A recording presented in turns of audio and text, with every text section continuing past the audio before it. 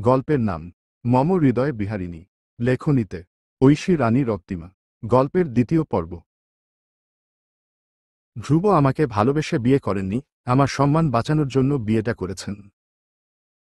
রায়ের হাতখানা থেমে গেল সহসা। অবাক চোখে আমার পানে দৃষ্টি দিল সে। আমি থমথমে মুখশ্রীতে তখনও জ্বলন্ত প্রদীপ পানে তাকিয়ে। ক্ষণকাল বাদে রায়ের পানে চোখ তুলে তাকিয়ে দেখলাম সে বিস্ফোরক দৃষ্টিতে তাকিয়ে আছে। তার তাকানোর ভঙ্গিতে আন্দাজ করলাম আমার পতিদেব নিজ জিহ্বায় কতটা সত্য ধারণ করেন। আমি একটা গাঢ় শ্বাস ফেললাম। রায় অবাক স্বরে বলে উঠল, এটা তুমি কি বললে, নির্বাণী? আমি রায়ের পানে চেয়ে একটা মলিন হাসি দিলাম। বললাম, সেটাই বলেছি যা শুনে তুমি এমন রসগোল্লার মতো চোখ করে আমার কি তাকিয়ে আছো। খানিক রসিকতা মিশিয়ে কথাটা বললাম আমি। এটা বোধহয় রায়ের পছন্দ হল না। সে তার কাজ একপাশে ফেলে আমার পানে গম্ভীর হয়ে তাকিয়ে শুধাল, রসিকতা করছো তুমি? আমি তৎক্ষণাৎ মাথাটা নাড়িয়ে না বলে উঠলাম। রায় ফের বলল, ধ্রুব তোমায় ভালোবেসে বিয়ে করেনি, তোমার সম্মান বাঁচানোর জন্য করেছে। এসব কি বলছো তুমি? যা সত্য তাই বলছি। আমি শান্ত চোখে তাকিয়ে উত্তর দিলাম। রায়ের চোখে মুখের বিস্ময় আমার হৃদয়কেও অবসন্ন করে দিয়েছিল। এই মুহূর্তে দাঁড়িয়ে আমি স্বয়ং এটা ভাবতে পারছিলাম না যে ধ্রুব আমার সম্মান বাঁচানোর জন্য আমাকে বিয়ে করেছে। শুকনো একটা ঢোক গিলে রায়ের পানে তাকালাম। তার বিস্ময়ভরা দৃষ্টি আমার উপর নিবন্ধ। হঠাৎ রায় বলল, ধ্রুব তবে মিথ্যে বলেছে আমাদের? কেন? আমার থেকে আপনি হয়তো উনাকে বেশি জানেন। রায় ক্ষণকাল চুপ থেকে বলল, যদি ধ্রুব এই মিথ্যে বলে, এই গুরুতর সত্যটা আড়াল করে থাকে, তবে এটা নিশ্চয়ই তোমারও এটা গোপন রাখা উচিত ছিল। আমাকে কতটুকু জানো বা চিনো তুমি? এই কথাটা আমায় বলে দিল। যদি আমি এখন এটা সকলকে বলে দিই? রায়ের কথায় আমি বোকার মতো তাকালাম। রায় ভ্রু কুঁচকে আমার দিকে তাকিয়ে, আসলেই তো, আমি ঠিক কতটুকুই বা চিনি রায়কে? ধ্রুব যে মিথ্যের পর্দা বিছিয়ে দিয়েছিল সকলের চোখে, শুধুমাত্র আমি যাতে অপমানিত না হই সেজন্য। আমি সেই মিথ্যাকে মিথ্যা বলে দিলাম রায়ের কাছে। ভুল করলাম। আমি কাচুমাচু দৃষ্টিতে রায়ের দিকে তাকিয়ে রইলাম। একটা সূক্ষ্ম চিন্তায় আমার ভেতরটাকে ঘিরে ধরছিল ধীরে ধীরে। রায় হঠাৎ আমার হাতখানা নিজের মুঠোয় নিয়ে বলল, আমাকে বলেছ, কিন্তু এই কথা যেন ভুলেও কেউ টের না পায়। ধ্রুব কেউ এটা বলার দরকার নেই যে এটা আমাকে বলেছ, ঠিক আছে? রায়কে মুহূর্তের জন্য আমার নিজের আপন দিদির মতো মনে হল, যে ছোট বোনের ভুলগুলো আড়াল করার চেষ্টা করে সর্বদা। কিন্তু একটা বিষয়টা আমাদের দুজনেরই অগোচরে রয়ে গেল। আমরা কেউই খেয়াল করলাম না দরজার পাশ থেকে একটা ছায়া সরে গেল সন্তর্পণে। আমি রায়ের কাছে আরও কিছুক্ষণ বসে রইলাম। আশ্চর্যজনকভাবে সে আমাকে এটা অবধি শুধালো না যে আমার বিয়ের দিন আসলে কি হয়েছিল। আমার সম্মান রক্ষার প্রশ্নই বা কেন আসল? রায়কে আমার অনেকটা অপ্রকাশিত রহস্যের ন্যায় মনে হয়। কিংবা সে সমুদ্র গহ্বরে থাকা কোনো ঝিনুক, যার অন্তঃস্থলে মুক্তোর ন্যায় কোমলতা, উদারতা লুকিয়ে। আমার ভাবনায় ছেদ ঘটে পরিচারিকার ডাকে, দিদিমণি, আপনাকে রাতের খাবারের জন্য নিচে ডেকেছে। রায় গলা উঁচিয়ে জানায়, ঠিক আছে, আসছি আমি। রায়ের কাজল বানানো প্রায় শেষ। সেটা সমাপ্ত করে সে রেখে দিল। তারপর আমরা বসার ঘরের উদ্দেশ্যে রওনা হলাম। বসার ঘরে মেঝেতে সকলে লাইনে বসে খাওয়া দাওয়া করে। পরিচারিকারা খাবার পরিবেশন করে দেন। আমার পাশে প্রতিদিন রায় বসে, কিন্তু আশ্চর্যজনকভাবে আজকে আমার পাশে না বসে সে জায়গাটা খালি রেখে দিল। আমি ভ্রু কুঁচকে তার দিকে তাকিয়ে শুধালাম, কি হলো? আজ তুমি আমার পাশে বসবে না? রায় কিছু না বলে মিটিমিটি হেসে নিল। তার কিছুক্ষণ পরেই জায়গাটা দখল করে বসে পড়ল ধ্রুব। আমি কাচুমাচু করে বসলাম। বাড়ির লোকজন একবার করে নজর বুলিয়ে নিজেদের খাওয়ায় মনোযোগ দিল। আমার হৃৎস্পন্দন গেল বেড়ে। মহা বিরক্ত হলাম আমি হৃৎপিণ্ডটার উপর। সকলে আমাদের দিকে চোরা চোখে তাকিয়ে নিজেদের খাওয়ায় মনোযোগ দিলেও একজন তীক্ষ্ণ চোখে তাকিয়েছিল। লোকটা হলো শুভ। খাওয়া দাওয়া শেষ করে সকলে যার যার কক্ষে প্রস্থান করেছে। মিনুদি, এ বাড়ির পরিচারিকার শরীরটা হঠাৎ করে খারাপ হয়ে পড়ায় আমি তাকে টুকটাক সাহায্য করে দিচ্ছিলাম।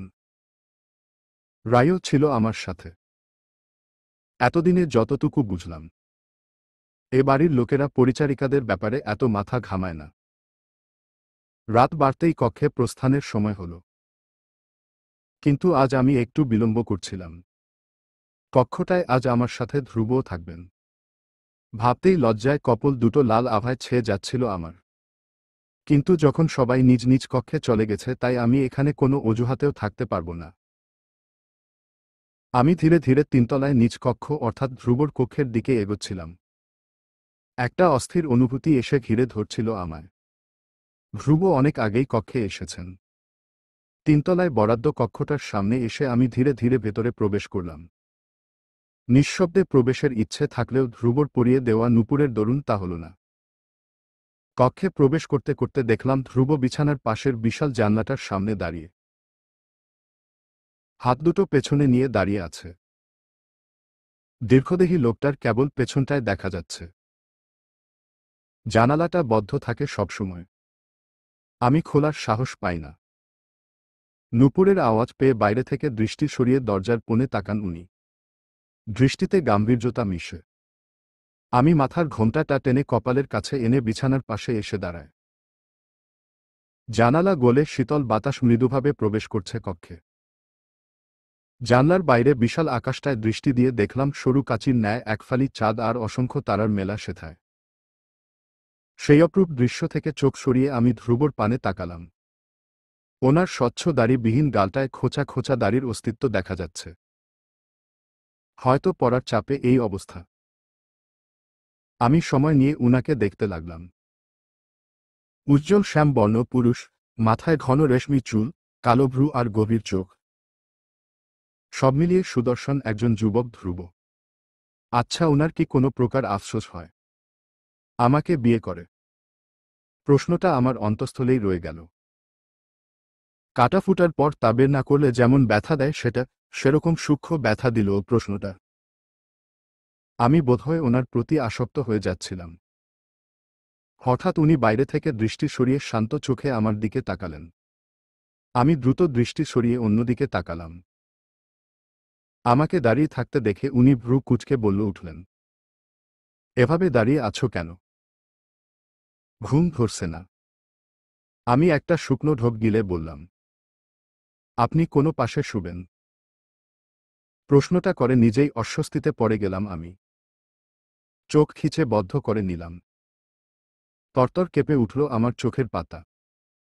উনার দৃষ্টি ছুঁয়ে দিল সেখানটায়, যা আমি দেখতে পারলাম না চোখ বুজে থাকার দরুন।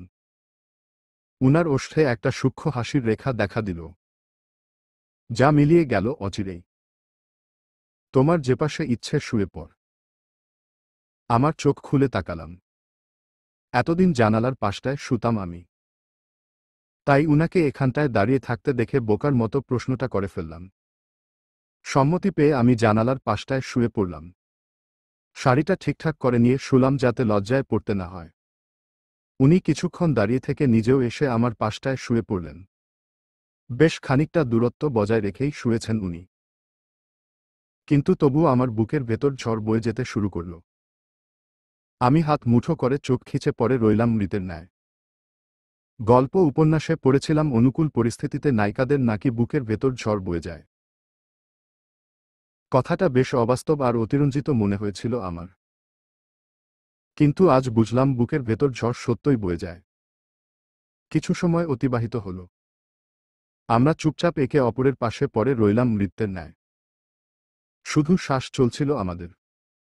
আমি চেষ্টা করছিলাম দ্রুত ঘুমিয়ে যেতে। বক্ষদেশের এই নিপীড়ন থেকে বাঁচার এই একটাই উপায়, দ্রুত ঘুমিয়ে যাওয়া। কিন্তু ঘুমটাও আজ বড্ড বেইমানি করছিল। হাতছানি দিয়ে ডাকছি অথচ পালিয়ে যাচ্ছে। রাতটা গেল কেটে গেল সেভাবেই। ধ্রুবর ঘুম ভাঙল আমার আগেই। আমি তখন ঘুমে বিভোর। মাথার কেশ এলোমেলো হয়ে লেপ্টে আসে মুখে। পেটের কাছের শাড়ি আঁচল সরে বেরিয়ে রয়েছে দেহের নিষিদ্ধ অংশ। ঘুমে বিভোর আমার বক্ষদেশ উঠানামা করছে ধীর গতিতে। আমার মুখশ্রী ছিল ধ্রুবর দিকে ফিরানো। স্বাভাবিকভাবেই ওনার ঘুম ভাঙার পরপরই আমার দিকে নজর আসলো উনার। ঘুম ঘুম চোখে আমার মুখশ্রীতে দৃষ্টি দিলেন উনি। ওনার ঘোলা দৃষ্টি বিচরণ করতে লাগলো আমার মুখশ্রী জুড়ে। হঠাৎ দৃষ্টি নত করে তাকাতেই ওনার দৃষ্টি এসে ঠেকল আমার পেটের উপর। দ্রুত চোখ সরিয়ে অন্য পাশে তাকালেন উনি। এখন সম্পূর্ণ সজাগ উনার মস্তিষ্ক। কিছু মুহূর্ত বাদে পিটপিট করে চোখ খুললাম আমি। তখন উনি শৌচাগার থেকে বেরিয়ে আসলেন। আমি দ্রুত উঠে বসলাম। দুঃখিত মুখশ্রীতে তাকিয়ে বললাম। দুঃখিত এতটা দেরি হওয়ার জন্য। আমি বুঝতে। আমার কথার মাঝেই উনি বুকে হাত গুজে বলে উঠলেন, এসব বললে চলবে না। এ অপরাধ ক্ষমার অযোগ্য নয়। ওনার গম্ভীর স্বর শুনে মাথা নত করে রইলাম আমি। ধীরে ধীরে মাথা তুলে ওনার পানে তাকাতেই দেখলাম ওনার ওষ্ঠকোণে মিটিমিটি হাসি। আমি ভ্রু কুঁচকে তাকিয়ে বললাম, আপনি হাসছেন? ওহ নির্বাণী, তোমাকে কি আমার এতটাই খারাপ মনে হয় যে বউ একটু দেরিতে ঘুম থেকে উঠলেই আমি লঙ্কাকাণ্ড করে ফেলব? তবে আপনি যে বললেন, কথাটা বলার মাঝেই আমার মনে পড়ল উনি আসলে ঠিক কি বলেছেন। ফিক করে হেসে ফেললাম আমি। হাসি হাসি মুখে উনার দিকে তাকিয়ে বিছানা থেকে নামলাম। তারপর হাতমুখ ধুয়ে এলাম। ধ্রুব ততক্ষণে ঘর থেকে বেরিয়ে গেছেন। আমি একটা দীর্ঘশ্বাস ফেলে এলোমেলো হয়ে থাকা চুলে হাত দিলাম। ধ্রুবর ঘরে থাকা আয়নাটা অনেকটাই বড়। অনেক জিনিসপত্রেও রাজকীয় ছোঁয়া। কোমর সমান দীঘল কেশ বেনি করে নিলাম।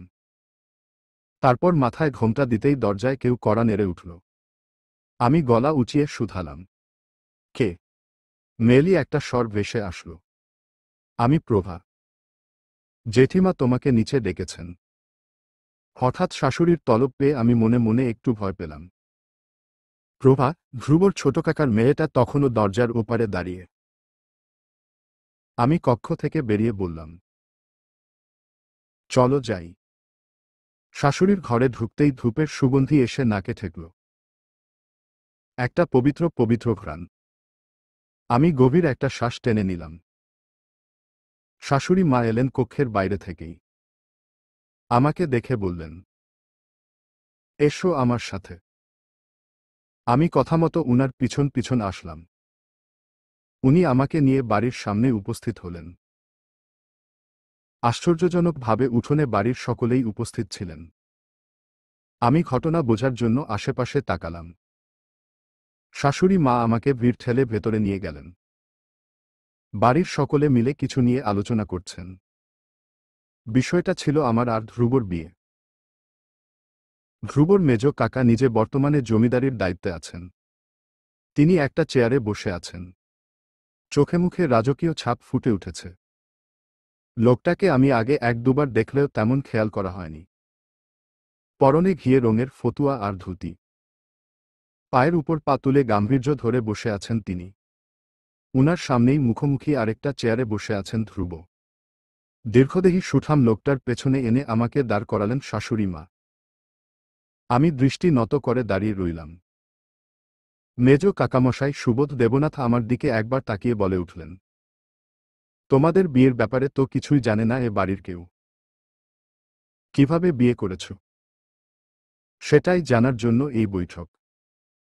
উনার কথা শুনে দুহাত বুকে গুজে গম্ভীর দৃষ্টিতে তাকালেন ধ্রুব। আমি লজ্জায় শির নত করে রয়েছি। সুবোধ দেবনাথ ফের বললেন, এতদিন তোমার বউকে কেউ প্রশ্ন করেনি, কেননা যদি সে অপমানিত বোধ করে তো এখন কি সে খুব সম্মানিত বোধ করছে? সাথে সাথে প্রশ্ন করে বসলেন ধ্রুব। সুবোধ দেবনাথ তড়িঘড়ি করে বললেন, অসম্মান কে করেছে তাকে? আমরা তো কেবল নিজেদের কৌতূহল মেটাতে চেয়েছি। কিভাবে কি হলো? তোমরা বিয়ে কিভাবে করেছ? নিয়ম মেনে নাকি পালিয়ে, এটাও তো অজানা। নির্বাণীকে আমি সমস্ত নিয়ম মেনে আর পরিবারের সম্মতি নিয়ে বিয়ে করেছি। শক্ত কাঠোকাঠ কণ্ঠে জবাব দিল ধ্রুব। তারপর কাকা মশাইয়ের পানে চেয়ে বলে উঠল, এই প্রশ্ন আমাকে একান্তও করা যেত, এভাবে বাড়ির উঠোনে সকলের সামনে আমাকে, আমার স্ত্রীকে তলব করে এনে বলার কোনো প্রয়োজনীয়তা দেখছি না। যাই হোক। কিছুক্ষণ পিনপতন নীরবতা বিরাজ করছ স্থানজুড়ে। আমি তখনও দৃষ্টি নত করে দাঁড়িয়ে। বাড়ির মেয়ে বউরা ঘিরে আছে আমাদের। এখন অবধি আমি সকলকে ভালোভাবে চিনি না অবধি। এ বাড়ির লোকেরা আমাকে যে মেনে নিতে পারিনি তা তাদের চোখা দৃষ্টিতেই প্রকাশ পায়। তবে ধ্রুবর জন্য এখন অবধি কেউ কিছু বলেনি আমাকে। আরও কিছু কথা বলে বৈঠক শেষ করলেন। আমি নিজের কক্ষের দিকে রওনা দিলাম। কিন্তু বসার ঘরে আসতেই শুভ বলে উঠল, আরে মাসি, তুমি কেমন আছো? কথাটা আমাকে বলেনি, তবুও কৌতূহলবশত ঘুরে তাকালাম আমি। শশীর মা এসেছেন। হয়তো বৈঠকে ভিড়ের মাঝেও ছিলেন। আমি খেয়াল করিনি। শশীর মা একটা দীর্ঘশ্বাস ফেলে যেন উনার ভেতরে পরিস্থিতি বোঝালেন। তারপর বললেন, তুই কেমন আছিস? শশীর মা শুভর মায়ের দূরের বোন হন। শুভ উত্তর দিয়ে ফের জিজ্ঞেস করল, শশীদিকে এ বাড়িতে দেখলাম না একবারও। কথাটা বলে আর চোখে আমার পানে চাইল সে। আমি তার দিকে তাকিয়েছিলাম, তাই তার তাকানোটা সহজেই ধরে ফেললাম। শুভর কথা শেষ হতে না হতেই শশীর মা দাঁতে দাঁত চেপে বলে উঠলেন, আসবে কিভাবে? কত কিছু হয়ে গেল জানিস না বুঝি বাপু। আমি আর দাঁড়ালাম না সেখানে। সিঁড়ি বেয়ে উপরে উঠে কক্ষে এসে চুপচাপ বসে রইলাম।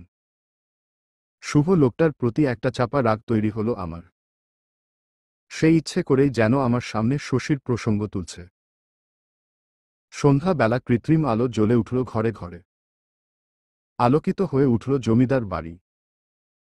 ধ্রুব কাকা মশাইয়ের সাথে জমি দেখতে গিয়েছিলেন।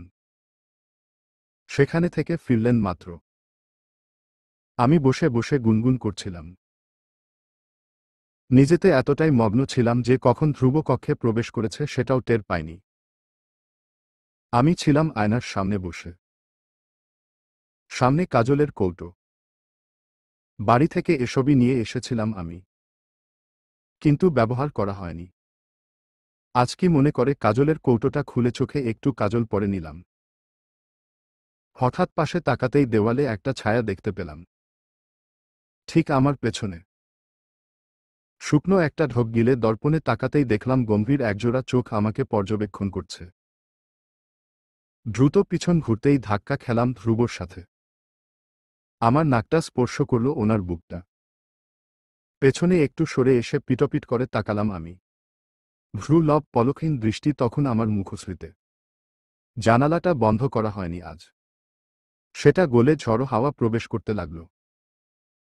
আমি সেদিকে তাকিয়ে বলে উঠলাম, ঝড় উঠবে মনে হয়। জানালাটা তো বন্ধ করা হয়নি। ধ্রুব আমার কথা শুনলেন কি না বুঝতে পারছিলাম না। উনি স্তব্ধ হয়ে পলকহীন আমার পানে তাকিয়ে রইলেন। হঠাৎ অস্ফুটস্বরে বলে উঠে, ঝড় আসলে ক্ষতি কি? ওনার কথা ঠিকমতো বোধগম্য হল না আমার। আমি ভ্রু কুঁচকে তাকালাম। তারপর জানালার দিকে হাঁটতেই হঠাৎ আমার হাতখানায় টান বসালেন ধ্রুব। আচমকা ধ্রুব আমার হাতখানা ধরে ফেলায় থমকে দাঁড়ালাম আমি। শূন্য দৃষ্টি মেলে তাকালাম জানালার বাইরের নিকষ আধারের দিকে। ঢোক গিলে পেছনে তাকানোর চেষ্টা করলাম। সাথে সাথে উনি সাবধানী স্বরে বলে উঠলেন, উহু, নড়ে না। আমি স্তব্ধ হয়ে রইলাম এবার। আমার কবজিতে ওনার গাঢ় অধিকার। শক্ত করে ধরে রয়েছেন সেথায়। বলিষ্ঠ হাতের চাপে বিষিয়ে উঠেছে সেখানটায়। তার উপর শাখায় চাপ পড়ায় ব্যথা পাচ্ছিলাম আমি। হঠাৎ আমার চুলে ওনার হাত ডুবালেন উনি। আমি চোখ খিচে বন্ধ করে নিলাম। থমকে রইল আমার শ্বাসপ্রশ্বাস।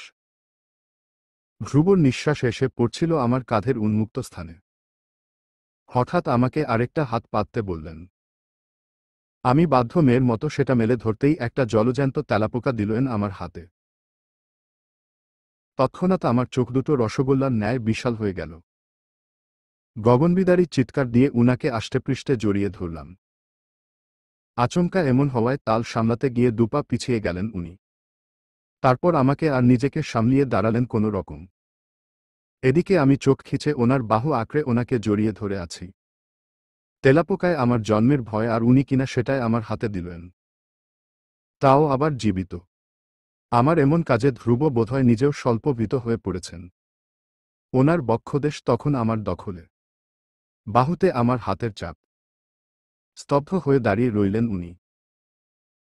ওনার বুকের ডান পাশে আমার মাথা এসে ঠেকায়, হৃৎপিণ্ডের অস্বাভাবিক সংকোচন প্রসারণ স্পষ্ট শুনতে পেলাম। চট করে সরে এলাম ওনার থেকে। আশেপাশে তাকিয়ে আতঙ্কিত স্বরে জিজ্ঞেস করলাম, তেলাপোকাটা চলে গেছে কি? ধ্রুব আমার দিকে বিস্ময় নিয়ে তাকিয়ে আছেন। আমার বুক কাঁপছিল খুব। হঠাৎ উনি অদ্ভুত স্বরে বলে উঠলেন, তুমি কি তেলাপোকা দেখলে ভয় পাও? উনার প্রশ্ন শুনে মনে হলো মেয়েদের তেলাপোকা দেখে ভয় পাওয়াটা অস্বাভাবিক কোনো আচরণ। আমি বোকা দৃষ্টি মেলে ওনার দিকে তাকিয়ে কিছু বলার আগে উনি বললেন, আমাদের ডিপার্টমেন্টের মেয়েরা এসব নিয়ে এক্সপেরিমেন্ট করে। আর তুমি তেলাপোকা দেখে এভাবে লাফাচ্ছ কেন? কথাখান বলে হেসে উঠলেন উনি। আমি মুখটা থমথমে করে ফেললাম। পুরো মেয়েজাতির জন্য একটা আতঙ্ক এই তেলাপোকা। সেটা দেখে এভাবে লাফিয়েছি বলে এভাবে হাসবেন উনি? আমি গালটা ফুলিয়ে নিলাম। এত কিছুতে ভুলেই গিয়েছিলাম যে জানালাটা বন্ধই করা হয়নি। বাইরের ঝড়ো বাতাসের মাত্রা ততক্ষণে বেড়েছে আরও। কক্ষের ভেতর রীতিমতো ধুলো আসতে শুরু করেছে। জানালা বন্ধ করার শব্দে পেছনে ফিরে তাকালাম আমি। ধ্রুবর ওষ্ঠকোণে এখনো মিটিমিটি হাসি লেপ্টে। আমার উপর হাসছেন উনি। সহ্য হল না আমার। ওনার পুরু ঠোঁটের কোণে থাকা সুন্দর হাসিটার উপর বিদ্রোহ ঘোষণা করে আমি বলে উঠলাম, আপনি এভাবে আমার উপর হাসতে পারেন না। এসব তেলাপোকা দেখে সবাই ভয় পায়। আলনারিতে শার্ট খুঁজতে থাকা ধ্রুব ফিরে তাকালেন আমার দিকে। ঠোঁটে সেই হাসি রেখেই উনি বলে উঠলেন, কই, আমি তো ভয় পাই না। সেটা আমি জানি না, কিন্তু আপনি এভাবে আমার উপর হাসতে পারেন না। হাসিটা সরান ঠোঁট থেকে। খ্যাপাস্বরে বিদ্রোহ করে উঠলাম আমি। উনি আমার দিকে তাকিয়ে একটা দীর্ঘশ্বাস ফেলে বললেন, যথা আজ্ঞা। কথাখান বলে শার্ট প্যান্ট নিয়ে শৌচাগারে প্রবেশ করে ধ্রুব। উনি চোখের আড়াল হতেই দাঁত দিয়ে নিজের ঠোঁট কামড়ে ধরলাম। একটু আগে আমি কি করেছি ভাবতেই কেমন করে উঠল মনটা। একটা শিরশিরে বাতাস ঘিরে ধরল আমাকে। লজ্জায় যেন কান দিয়ে গরম ধোঁয়া বের হচ্ছিল। আমি ওনাকে ওভাবে জড়িয়ে ধরেছি। ইস, কি একটা কাণ্ড করে ফেলেছি। তবে এখানে আমার দোষটাই বা কি ছিল? যে জিনিসে আমার জন্মের ভয় সেটা যদি কেউ আমার হাতের মুঠোয় এনে দেয়, তবে চেঁচাবই তো নাকি? কাণ্ডজ্ঞান হারিয়ে চোখের সামনে যাকে পাবো তাকে জড়িয়ে ধরব, তাই তো। আমার ভাবনার মাঝেই ধ্রুব কাপড় পাল্টে বেরিয়ে এলেন। আমি আর চোখে তাকিয়ে দেখলাম, গাঢ় নীল রঙা শার্ট ওনার পরনে। শার্ট প্যান্টে বেশ সুদর্শন লাগে ওনাকে। ওনার গালে গজিয়ে উঠা দাড়িগুলো ওনার সৌন্দর্য বাড়িয়েছেন আরও। আমার মন চাইল তাকিয়ে থাকতে, কিন্তু উনি কি ভাববেন ভেবে তাকাতে পারছি না। বুকশেলফের পাশেই একটা একটা পড়ার টেবিল রাখা। উনি সেখানে বসতে বসতে জিজ্ঞেস করলেন, নির্বাণী, আর পড়াশোনা করবে না? সাথে সাথে মুখ ভার হলো আমার। উচ্চ মাধ্যমিক পাশ করতে না করতেই বাবা বিয়ের পেছনে পড়লেন। আমাকে একবার জিজ্ঞেসও করার প্রয়োজন বোধ করেননি যে আমি পড়তে চাই কিনা। আমি এসব ভাবতে ভাবতে ধ্রুবর দিকে তাকিয়ে দেখলাম উনি গম্ভীর হয়ে আমার পানে তাকিয়ে আছে। আমি মিনমিনে কণ্ঠে বললাম, পড়াশোনা করাবে কে? বাবা করাবেন না বলেই তো বিয়ে দিয়ে দিলেন। আমার কথার বিপরীতে শান্ত দৃষ্টিতে চাইলেন উনি। শান্ত আওয়াজে জিজ্ঞেস করলেন, তুমি করতে চাও কিনা সেটা বলো। আমি চাইলেই বা কি? ধ্রুব এবার বুকে হাত গুজে আমার পানে তাকালেন। একটু রাগ বোধহয় মেশানো ছিল সেই দৃষ্টিতে।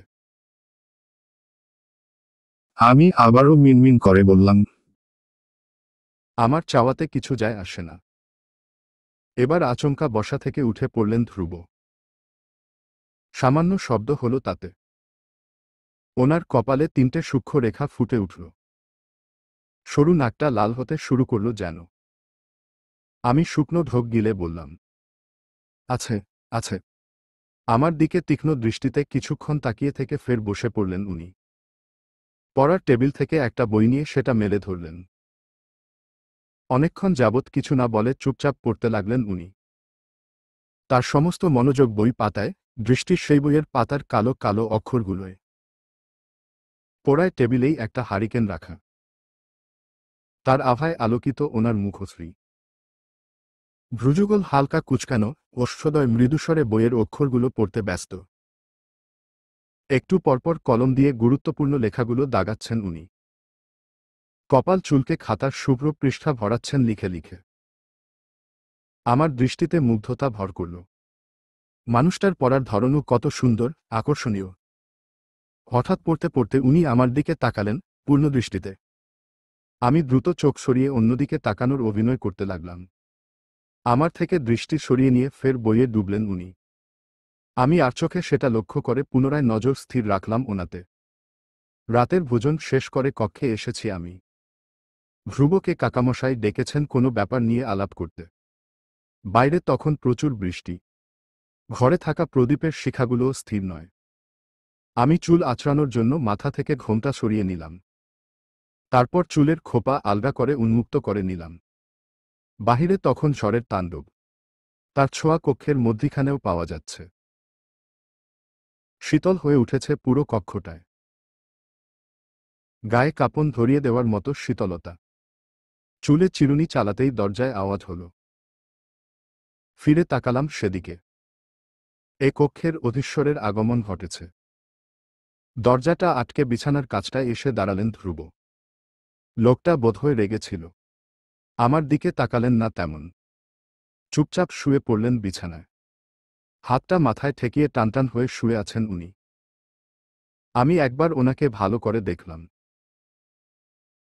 গাঢ় নীল রং শার্টখানা উনার দেহে বেশ ফুটেছে। হাতাটা কনুই অবধি এনে ভাঁজ করা। পরনে কালো প্যান্ট। শার্ট প্যান্টে ওনাকে একদম শহরে বাবু লাগে। হঠাৎ উনি পাশ ফিরে শুলেন। ওনার মুখশ্রী আমার দৃষ্টির আড়ালে চলে গেল। আমি এবার নজর সরিয়ে নিজেতে মনোযোগ দিলাম। হারিকেনের আলোয় নিজেকে দর্পণে দেখে তৈরি হয়ে চুলে বেনি করে নিলাম।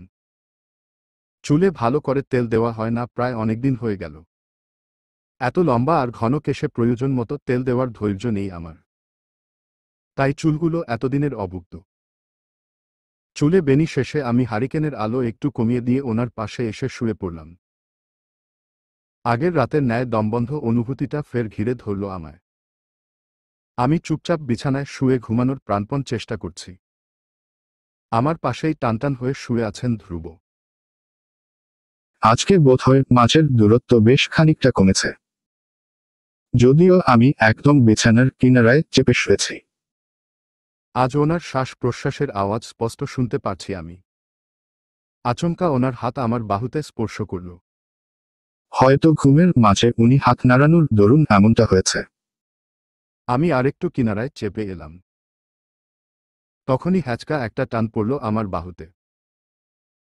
সবকিছু আচমকাই হওয়ায় বরফের ন্যায় জমে গেলাম আমি। বাইরের ঝড়ো পরিবেশ স্থান পরিবর্তন করে আমার হৃদয়ে এসে পৌঁছাল। আমাকে নিজের দিকে টেনে নিয়ে একটু সরে গেলেন ধ্রুব। ফের পিনপতন নীরবতা বয়ে গেল কক্ষ জুড়ে। প্রদীপের শিখা কয়েকটা নিভে গেছে বাতাসে। খুবই অল্প আলো কক্ষ জুড়ে। হঠাৎ গাঢ় স্বরে ধ্রুব বলে উঠলেন, নির্বাণী। ওনার কণ্ঠে ঘুমের ছোঁয়া। আমার বক্ষ কেঁপে উঠল ওনার এমন ডাকে। সময় নিয়ে আমি বলে উঠলাম, হু। উত্তর দিতে সময় নিলাম আমি। ক্ষণকাল বাদে উনি বলে উঠলেন, ঘুমাও। চট করে ঘাড় ঘুরিয়ে ওনার দিকে তাকালাম আমি। উনি আমার দিকেই তাকিয়েছিলেন। আমি বললাম, এটা বলার জন্য এভাবে ডাকলেন? তুমি অন্য কিছু আশা করেছিলে? করলে বলো। সেই বাক্যটা উচ্চারণ করছি আমি। ধ্রুবর কণ্ঠে রসিকতার ছাপ। আমি চোখ পাকিয়ে সম্মুখে তাকালাম ফের। একটা গভীর শ্বাস টেনে ঘুমানোর প্রাণপণ চেষ্টায় মত্ত হলাম। সারারাত তুমুল ঝড়ের পর সকালবেলা আকাশ পরিষ্কার হল। দিবাকর উদিত হলেন নিজ কর্তব্যে পৃথিবীতে আলোকিত করতে। আজকে ধ্রুবের আগেই ঘুম ভাঙল আমার। ঘুম থেকে উঠেই স্নান ছেড়ে নিলাম আমি। আজ জল তোলা হয়নি। কালকের ঠান্ডা পানিতে স্নান করার ফলে সারাদেহে কাঁপুন শুরু হলো আমার। কাঁপতে কাঁপতে একটা গাঢ় খয়েরি রঙের শাড়ি পরে বেরুলাম আমি। মাথায় গামছা দিয়ে ভেজা চুল পেছানো। জানালাগুলো বদ্ধ থাকায় কক্ষটা বেশ অন্ধকার ঠেকেছিল। ঘুমন্ত ধ্রুবের পানে একবার তাকিয়ে জানালা খুলে দিলাম আমি। বিছানার সোজাসুজি থাকা বড় জানালাটা খুলে দিতেই কক্ষটা পুরোপুরি আলোকিত হয়ে উঠল। বাইরে পরিবেশ দেখার জন্য জানালা গলে বাইরে থাকালাম আমি। সারারাত ঝড়ের পর এখন স্বচ্ছ হয়ে উঠেছে আকাশ। সূর্যের আলোয় ঝকমকে একটা সকাল। তবে পরিবেশের শীতলতা ছিল বেশ। তার উপর এত সকালে গোসল করার জন্য আমি একটু পর পর থমকে থমকে কাঁপছিলাম। হঠাৎ পুরুষালী স্বরে পেছনে ফিরে তাকালাম আমি। এভাবে কাঁপছ কেন? ঘুমজড়ানো কণ্ঠে প্রশ্ন করেছেন ধ্রুব। বিছানা ছেড়ে উঠতে উঠতে আমার দিকে তাকালেন উত্তরের অপেক্ষায়। আমি মৃদুস্বরে বললাম, স্নান করেছি তাই। এই ঠান্ডা আবহাওয়ায় এত সকালে স্নান করা খুব প্রয়োজন ছিল। স্বাভাবিক কণ্ঠে কথাটা বলতে বলতে উনি শৌচাগারের দিকে পা বাড়ালেন। পেছনে থেকে আমি বলে উঠলাম, ছিল। আমি সকালে গোসল করিনি বলে কালকে কাকিমনি আমাকে কথা শুনিয়েছেন। কি বলেছে তোমাকে শুনি? মুহূর্তে উনার গলার স্বর পাল্টে গম্ভীর হয়ে উঠল। আমি মিনমিনে স্বরে অভিযোগ জানানোর মতো বলে উঠলাম, কাল যখন আমি দুপুরে স্নান করে ছাদে কাপড় শুকাতে দিতে গিয়েছিলাম তখন উনি আমার দিকে তীক্ষ্ণ চোখে তাকিয়ে জিজ্ঞেস করলেন যে আমি সকালে স্নান না করে এখন কেন করছি। আমি যখন জবাব দিলাম যে সকালে স্নান করলে ঠান্ডা লাগে তখন উনি চোখমুখ কুঁচকে বলে উঠলেন, ছি মাইয়ার কোনো আক্কেল জ্ঞান নাই। বর বাড়ি ফিরছে কালকে আর এই মাইয়া সকাল বেলা স্নান না করে দুপুরে স্নান করে। মাথায় বুদ্ধিশুদ্ধি কিছুই নেই। কোথা থেকে কি যে বিয়ে করে আনল ধ্রুব। তাই আমি আজ সকাল সকাল স্নান করেছি। কাকিমণির কথাখান ওনার মতো করেই বর্ণনা করলাম আমি। শেষোক্ত কথা বলার পর গাল ফুলিয়ে ধ্রুবর দিকে তাকাতেই দেখলাম উনি ঠোঁট টিপে হাসি রোধ করার চেষ্টা করছে। অমনি চোখ বড় বড় চেয়ে আমি বলে উঠলাম, আপনি হাসছেন এটা শুনি। কেন? আমি কি কোনো হাসির কথা বলেছি? ধ্রুব আমার মুখশ্রীতে স্বল্প সময় গাঢ় দৃষ্টিতে তাকিয়ে রইলেন। তারপর ঠোঁট এলিয়ে হেসে বলে উঠলেন, তুমি একটা বাচ্চা মেয়ে নির্বাণী। কথাখান বলে উনি ফের ঠোঁট টিপে হাসতে হাসতে শৌচাগারে প্রবেশ করলেন। পেছনে বোকা বনে তাকিয়ে রইলাম। উনার কথার মানে বোধগম্য হল না। ভেজা কাপড়গুলো নিয়ে আমি সিঁড়ি বেয়ে ছাদে এলাম। বাড়িটার মতো ছাদাটাও বিশাল। আকাশে তখন মৃদু রোদ। হালকা শীতল পবনও গায়ে এসে লাগছে। আমি গুটি গুটি পায়ে ছাদে পৌঁছেই থমকে দাঁড়ালাম। শুভের পাশে শাড়ি পরিহিতা এক রমণী দাঁড়িয়ে আছে। সবুজ রঙের শাড়ি কুচি দিয়ে পরা, হাতের বাহুতে থাকা বাজু দেখেই আমি ঢোক গিললাম। রমণীটিকে সেটা মস্তিষ্কের বোধগম্য হতেই মুখখানা থমথমে হয়ে আসলো আমার। আমি তাদেরকে দেখেও না দেখার ভান করে ভেজা শাড়ি মেলে দিতে লাগলাম। হঠাৎ পায়ের শব্দে পেছনে ফিরে তাকালাম আমি। শশী এদিকেই আসছে। মুখে লেপটানো বড়সড় একটা হাসি। হাসিটা কি উপহাসের ছিল? কেমন আছো নির্বাণী? ভালো আছো তো? আমার নিকটে এসে দাঁড়িয়ে প্রশ্ন করল শশী। আমাকে তাকাতে দেখে মুখের হাসিখানা চওড়া হলো একটু। এত কিছু হওয়ার পরেও তাকে আমি এ বাড়িতে আশা করিনি। আমি কাপড় মেলে দিতে দিতে উত্তর দিলাম, ভালো না থাকার তো কথা নয়। ঋণী নিয়ে হেসে উঠল শশী। মেয়েটা অপরূপা, এটা যেমন তীব্র সত্য তেমনি সত্য হলো এই যে ওর হাসি এই মুহূর্তে আমাকে সহ্য হলো না। শশীর চোখে মুখে আজ অন্যরকম এক ঝলক দেখিচ্ছ। হারিয়ে যাওয়া কিছু খুঁজে পেলে যেমন আপ্লুত হয় হৃদয় তেমনি। আমি দূরে তাকিয়ে থাকা শুভর দিকে তাকালাম। আমাকে তাকাতে দেখে চোখের চশমাটা একটু ঠেলে দিল সে। আমি তীক্ষ্ণ চোখে তাকিয়ে রইলাম। দৃষ্টি হটল শশীর তাচ্ছিল্য মিশ্রিত স্বরে। জমিদারের গিন্নি পদবিটার নাম ডুবাচ্ছ তুমি। আমার হাতে থাকা বালতিটার দিকে ইশারা করে কথাটা বলল শশী। তার কথার অর্থ বুঝলাম আমি। সাধারণত এ বাড়ির এই টুকটাক কাজকর্মগুলো পরিচারিকাই করে থাকে। প্রথম দুদিন আমার ভেজা কাপড়গুলো পরিচারিকারাই ছাদে শুকাতে দিয়ে গেছে। 3 দিনের মাথায় আমি এসেছি নিজে। এসব কাজ অন্যকে দিয়ে করানোর পক্ষে আমি নই, সেটাও আমার মালকিন হিসেবে। আমাকে কিছু বলতে না দেখে বোধহয় শশী ভেতর ভেতর মজা পেল। আস্তে করে বলল, কিন্তু কতদিন এই পথ ধরে রাখতে পারো দেখি। প্রতিযোগী কিন্তু সব দিক দিয়েই টেক্কা দিবে তোমাকে। আমি ভ্রু কুঁচকে তাকিয়ে বললাম, কি বোঝাতে চাইছেন আপনি? শশীর বদলে শুভ উত্তর দিল, তুমিও না বৌদি, রসিকতাও বুঝো না। কথাটা বলে দুজনেই হেসে উঠল। আমি দুজনের দিকে শক্ত দৃষ্টি দিয়ে তাকিয়ে ছাদ থেকে চলে এলাম। আমার প্রস্থানের পরই শুভ কোমরে হাত রেখে শশীকে উদ্দেশ্য করে বলে উঠল, কাজে লেগে পড়ো দি। নিজের প্রাপ্য বুঝে না। বাঁকা হেসে উঠল শশী। চোখের অভ্যন্তরে জ্বলে উঠল হিংসার প্রদীপ। তড়িঘড়ি করে সিঁড়ি বেয়ে নামতে গিয়ে ধাক্কা খেলাম আমি। প্রায় পরেই যাচ্ছিলাম, একটা হাত এসে ধরল আমাকে। ভয়ে চোখ খিচে বন্ধ করে নিয়েছি আমি। মেয়েলি চিন্তিত স্বর শুনে পিটপিট করে তাকালাম। এভাবে নামছ কেন তুমি? একটু হলেই তো পড়ে যেতে। কথাগুলো বলে রাই আমার দিকে ভ্রু কুঁচকে তাকিয়ে আছে। আমার হাতের কবজি তার জাতের মুঠোয়। আমি রায়ের মুখশ্রীতে একবার চোখ বুলিয়ে বললাম, শশী কখন এসেছে এ বাড়িতে? আমার কথা শুনে রাই অবাক হয়ে বলল, শশী এসেছে এ বাড়িতে? আশা করিনি। আমার হাতটা আলতো করে ছেড়ে দিল সে। বলল, কিছু বলেছে ও তোমায়? আমি একটু ভেবে বললাম, জমিদার গিন্নি হওয়ার জন্য কি কি যোগ্যতা লাগে বলুন তো রায়দি। রাই সন্দেহের দৃষ্টিতে তাকালো আমার দিকে। খুঁটিয়ে দেখল আমাকে।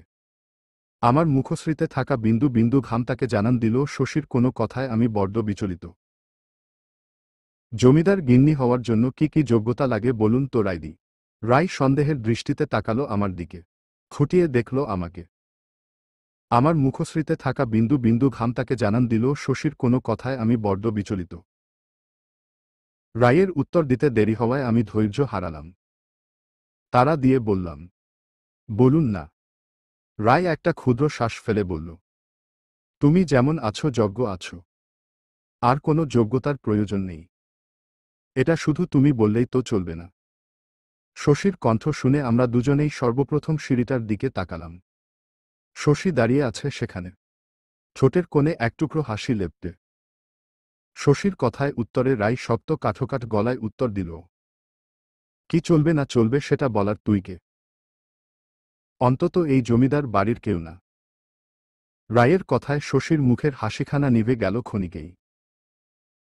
দৃষ্টি হয়ে আসলো সরু। দুজনের মুখশ্রীতে ফুটে উঠল প্রতিশোধ পরায়ণতা। রায়েরটা স্বাভাবিক আর শশীরটা স্বভাবগত। তুইও তো এ বাড়ির কেউ না। স্বামী মারা যাওয়ায় আশ্রিতা হয়ে পড়ে আছিস। শশীর কথার তীক্ষ্ণতা বোধহয় রায়ের হৃদয় স্পর্শ করল। দৃষ্টিকটু আচরণ আর অপশব্দ প্রয়োগের ফলে আমি শশীর উপর চরম রাগলাম। শশীর দিকে ফিরে শক্ত কণ্ঠে বলে উঠলাম, নিজের মুখে লাগাম দিন শশী। ভুলে যাবেন না কার স্ত্রীর সামনে দাঁড়িয়ে কথা বলছেন। তাই একটু বুঝে শুনে শব্দ উচ্চারণ করবেন। শশীর তীক্ষ্ণ দৃষ্টি এবার আমার উপর এসে আটকানো। তার নাকটা রক্তাভ বর্ণ ধারণ করেছে। প্রচণ্ড আক্রোশে বলে উঠল, তোমার কথা অন্তত আমি মান্য করি না। আমাকে জ্ঞান দেওয়ার আগে নিজের দিকে তাকাও। দেহে না আছে কোনো আভূষণ আর না কোনো সাজ। এই জমিদার বাড়ির মান তো তুমিই ডুবাবে। এতটুকু বলে থামল শশী। আরও কিছু বলবে তখনই বাদ সাধল শুভর কণ্ঠ। উফ, তোমরাও মেয়েরাও না। সরো তো, রাস্তা দাও আমায়। কথাখান বলতে বলতে শশীকে ইশারায় কি বলল শুভ।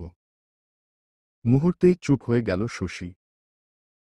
আমাকে বলার জন্য জিহ্বায় আসা শব্দগুলোও গিলে নিল সে। শুভ চলে যেতেই সিঁড়ি বেয়ে নিচে নামতে লাগল শশীও। রায় নিচে দৃষ্টি দিয়ে দাঁড়িয়ে রইল কয়েক সেকেন্ড। তারপর শুকনো একটা ঢোক গিলে প্রস্থান করল। আমি শূন্য দৃষ্টি ফেলে সামনে তাকালাম। আনমনা হয়ে পা ফেললাম সিঁড়িতে। হাতের বালতিটা বড্ড অবহেলায় ধরে রেখেছি। হৃদয় আচ্ছন্ন হয়ে আছে খুব বেশি। শশীর বলা কথাটা কর্ণকুহরে প্রতিধ্বনিত হচ্ছে বারবার। কিন্তু কতদিন এই পথ ধরে রাখতে পারো দেখি। প্রতিযোগী কিন্তু সব দিক দিয়েই টেক্কা দিবে তোমাকে। শুকনো একটা ঢোক গিলে ভীতু শ্বাস ফেললাম আমি। দ্রুত পা চালিয়ে প্রবেশ করলাম আমাদের কক্ষে। কিন্তু অক্ষিপ্তে যে দৃশ্য ভেসে উঠল সেটা একেবারেই অপ্রত্যাশিত ছিল। শশী আমাদের কক্ষে দাঁড়িয়ে ধ্রুব সাথে আলাপ করছে। আমি ঠায় দাঁড়িয়ে তাকিয়ে রইলাম ধ্রুব আর শশীর দিকে। বুকশেলফের নিকটে মুখোমুখি দাঁড়িয়ে দুজন। ধ্রুবর হাতে মোটা একটা বই। হয়তো বুকশেলফ থেকে বই নিচ্ছিল সে। শশী তার সামনে হাস্যোজ্জ্বল মুখশ্রীতে দাঁড়িয়ে। হঠাৎ কিছু কথা বলে খিলখিলয় হেসে উঠে শশী।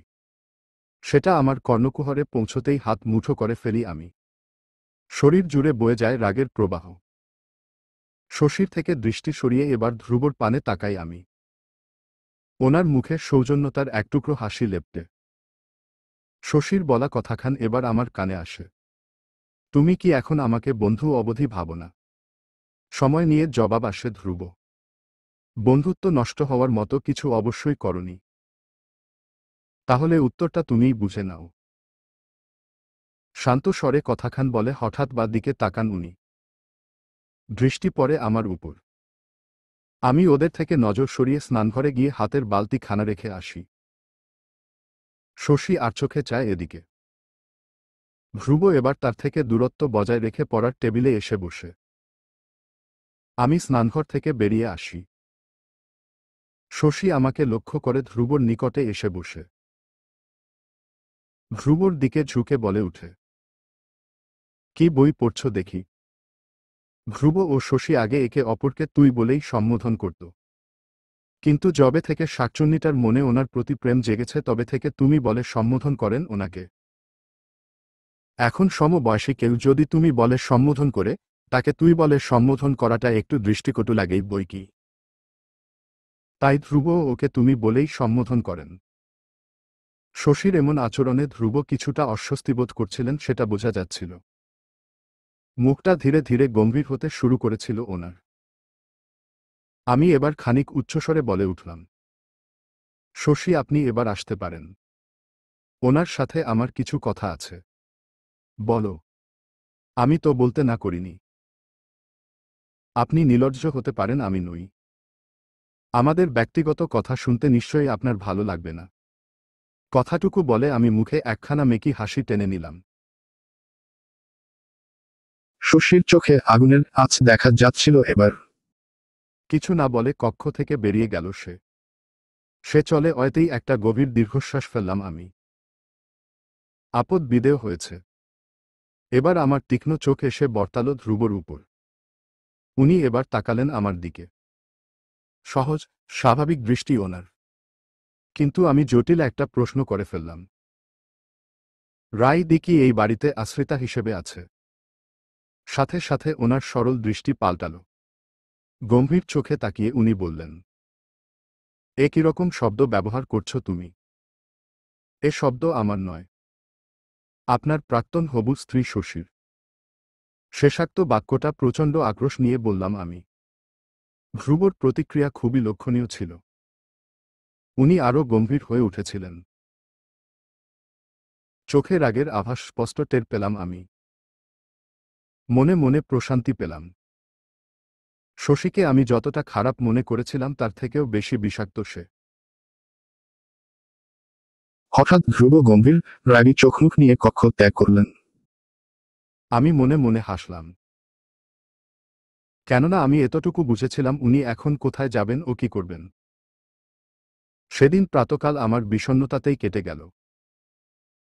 দুপুর গড়িয়ে আধ ঘন্টার মতো হল। ধ্রুব কাজে বেরিয়েছেন কাকা মশাইয়ের সাথে। কাজের প্রতি যত আগ্রহ দেখছি লোকটার। তারপর রাতে কক্ষে এসে আবার বইয়ে মুখ গুজবেন। আমি বিছানায় বসে আছি হাঁটু ভাঁজ করে, বিষণ্ণ চিত্তে মুখশ্রীতে মলিন হাসি লেপ্টে। এ বাড়িতে প্রথম দিনে ঘটে যাওয়া ঘটনার কথা স্মরণ করছি। শশীর মার আমাকে দেওয়া অপবাদ আর ধ্রুবর বজ্রকণ্ঠে করা প্রতিবাদ। তখন আমার একমাত্র ভরসাস্থল ছিলেন উনি। আর আজও আছেন। তবে সেই তালিকায় বোধহয় আরও এক মনুষ্যের নাম উঠেছে। রাই। রায়ের কথা মনে পড়তেই মনটা বিষিয়ে উঠল। শশী যে তার সত্তায় আক্রমণ করেছে সেটা ভাবতেই আমি বিছানা ছেড়ে উঠে দাঁড়ালাম। শাড়ির আঁচল মেঝে স্পর্শ করল তৎক্ষণাৎ। আমার চুলগুলো উন্মুক্ত ছিল। সেগুলো বেখেয়ালে সেভাবেই খোলা রেখে আমি কক্ষ থেকে বেরোলাম। আমার উদ্দেশ্য এখন দোতলায় রায়ের কক্ষ। রায়ের কক্ষের সামনে পৌঁছে আমি প্রতিবারের মতো আজও কড়া নাড়লাম। তারপর মৃদুস্বরে ভেতরে প্রবেশের অনুমতি চাইলাম। যদিও আমি জানি ভেতর থেকে কি উত্তর আসবে। কিন্তু ক্ষণকাল ব্যয়িত হওয়ার পরেও ভেতর থেকে কোনো উত্তর ভেসে আসল না। আমি ভ্রু কুঁচকে ভেতরে প্রবেশ করলাম। বিছানা লাগোয়া জানালায় পাশে হেলান দিয়ে বসে আছে রাই। প্রায় কোমর সমান দীর্ঘ কেশের বেনি লুটোপুটি খাচ্ছে বিছানার চাদরে। বড্ড আনমনে হয়ে তাকিয়ে রাই। চোখে মুখের উজ্জ্বল্য কমে গেছে বেশ খানিক। আমি প্রবেশের সময় যে নুপুরের আওয়াজে পেছনে না ফিরেই আমাকে চিনে ফেলে। সে আজ এতটাই আনমনা যে আমার ডাকও তার কানে পৌঁছানো না। তৃতীয়বারের ন্যায় আমি তাকে ডেকে উঠলাম। এইবার খানিক উচ্চ আওয়াজে। রাই দি। কোথায় হারিয়ে আছো? আমার কথাটা কর্ণগোচর হতেই চমকে তাকালো রাই। সময় নিয়ে মলিন একটা হাসি উপহার দিল আমায়। তারপর গভীর একটা শ্বাস টেনে বললে, জানা নেই। বসো। বিছানার চাদর হাত দিয়ে একটু ঝেড়ে দিয়ে আমাকে বসার জন্য ইশারা করে। আমি বসতে বসতে রায়ের কায়া জুড়ে চোখ বুলালাম। লতার মতো দেহে গাঢ় বেগুনি রঙের শাড়ি আটপৌড়ে পরা। হাতের দুটো সোনার বালা হাত দুটোর শোভা বাড়ালো নাকি নিজেদের শ্রী বৃদ্ধি করল বলা দেয়। মাথার চুলগুলো আজ এলোমেলো ঠেকল। তবুও সৌন্দর্য কমল। ডাগর আঁখি দুটোয় আজ কাজলের ছোঁয়া নেই। কোমল ওষ্ঠ দুটো তো এমনিতেই গোলাপ রানা। তাকে দেখতে দেখতে আমার এরূপ মনে হলো যেন স্বয়ং বৃন্দাবন বিহারিণী ছদ্মবেশে আমার সম্মুখে বসে আছে। যিনি শান্ত, স্নিগ্ধ, মাতৃসুলভ ও প্রেমময়ী। আমার এমন তাকানো দেখে লাজুক হাসি ফুটল রায়ের মুখে। আমি মুগ্ধ চোখে তাকিয়ে বললাম, এমন অপরূপ মুখশ্রীতে বিষণ্ণতার ছোঁয়া মানাচ্ছে না। মৃত হৃদয়ে কোনো অনুভূতি ধরা দেয় না। আমাকে বিষণ্ণ লাগছে এটা তোমার চোখের ভ্রম। শান্ত, জোরতাহীন বাক্য। হঠাৎ কোনো খেয়ালে রায়ের মৃত পতিকে দর্শনের বাসনা জাগল আমার হৃদয়ে। কোনো বানরের গলায় মুক্তোর মালা শোভা পেয়েছিল। আমার ভাবনার মাঝেই রাই প্রশ্ন করে উঠল, তুমি ধ্রুবকে ভালোবাসো, নির্বাণী? আমি থমকালাম। এমন কোনো প্রশ্নের প্রত্যাশা কখনো করিনি আমি। প্রশ্নখানা করে আমার দিকে গাঢ় চোখে তাকালো রাই। উত্তরের কোনো আকাঙ্ক্ষা নেই সেথায়। কেবল প্রশ্নের দ্বারা আমাকে বিব্রত করার প্রচেষ্টা। আমি রায়ের চোখে একবার তাকিয়ে দৃষ্টি নত করে নিলাম। মনে মনে হাসল সে। মৃদুস্বরে তাড়া দিল, কি হলো, বলো। সময় নিয়ে মিহিস্বরে আমি বলে উঠলাম, আমাদের মাঝে এরূপ কোনো সম্পর্ক নেই। আমি তোমাদের কথা জিজ্ঞেস করিনি। তুমি তোমার মনের কথা বলো। ধ্রুবকে ভালোবাসো তুমি? আমি চোখ তুলে তাকালাম রায়ের পানে। সে হাঁটু ভাঁজ করে তাতে থুতনি ঠেকিয়ে অতি আগ্রহ নিয়ে আমার দিকে তাকিয়ে। আমি ভারী অস্বস্তিতে পড়ছিলাম। রায় ফের বলল, শশী যদি ধ্রুবকে নিজের করে ফেলে তবে কিরকম লাগবে তোমার? শশীর কোনো কিছুই যে সুবিধার ঠেকেছে না তা আমরা দুজনেই বুঝেছিলাম। আমি চোখ বুজে নিলাম।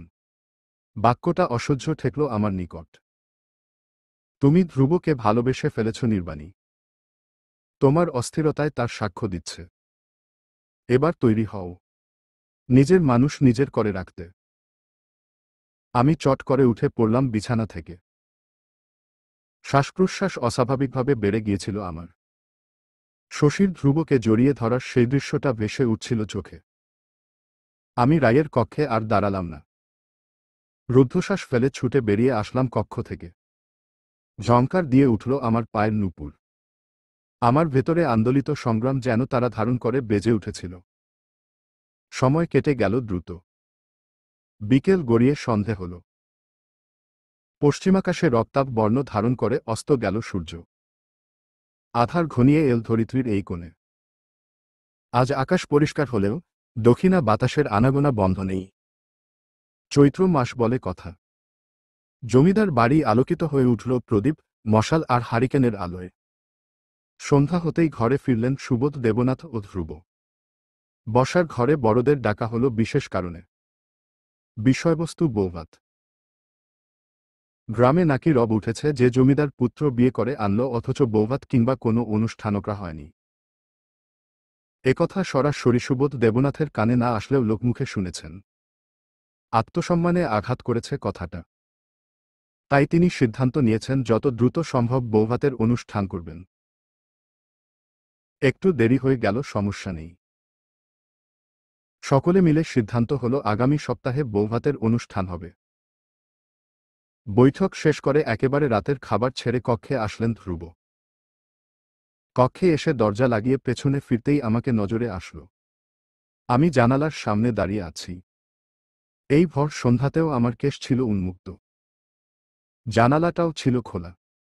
সেই জানালা গলে আসা মৃদু বাতাসে প্রদীপের শিখাগুলো কেঁপে কেঁপে উঠছিল।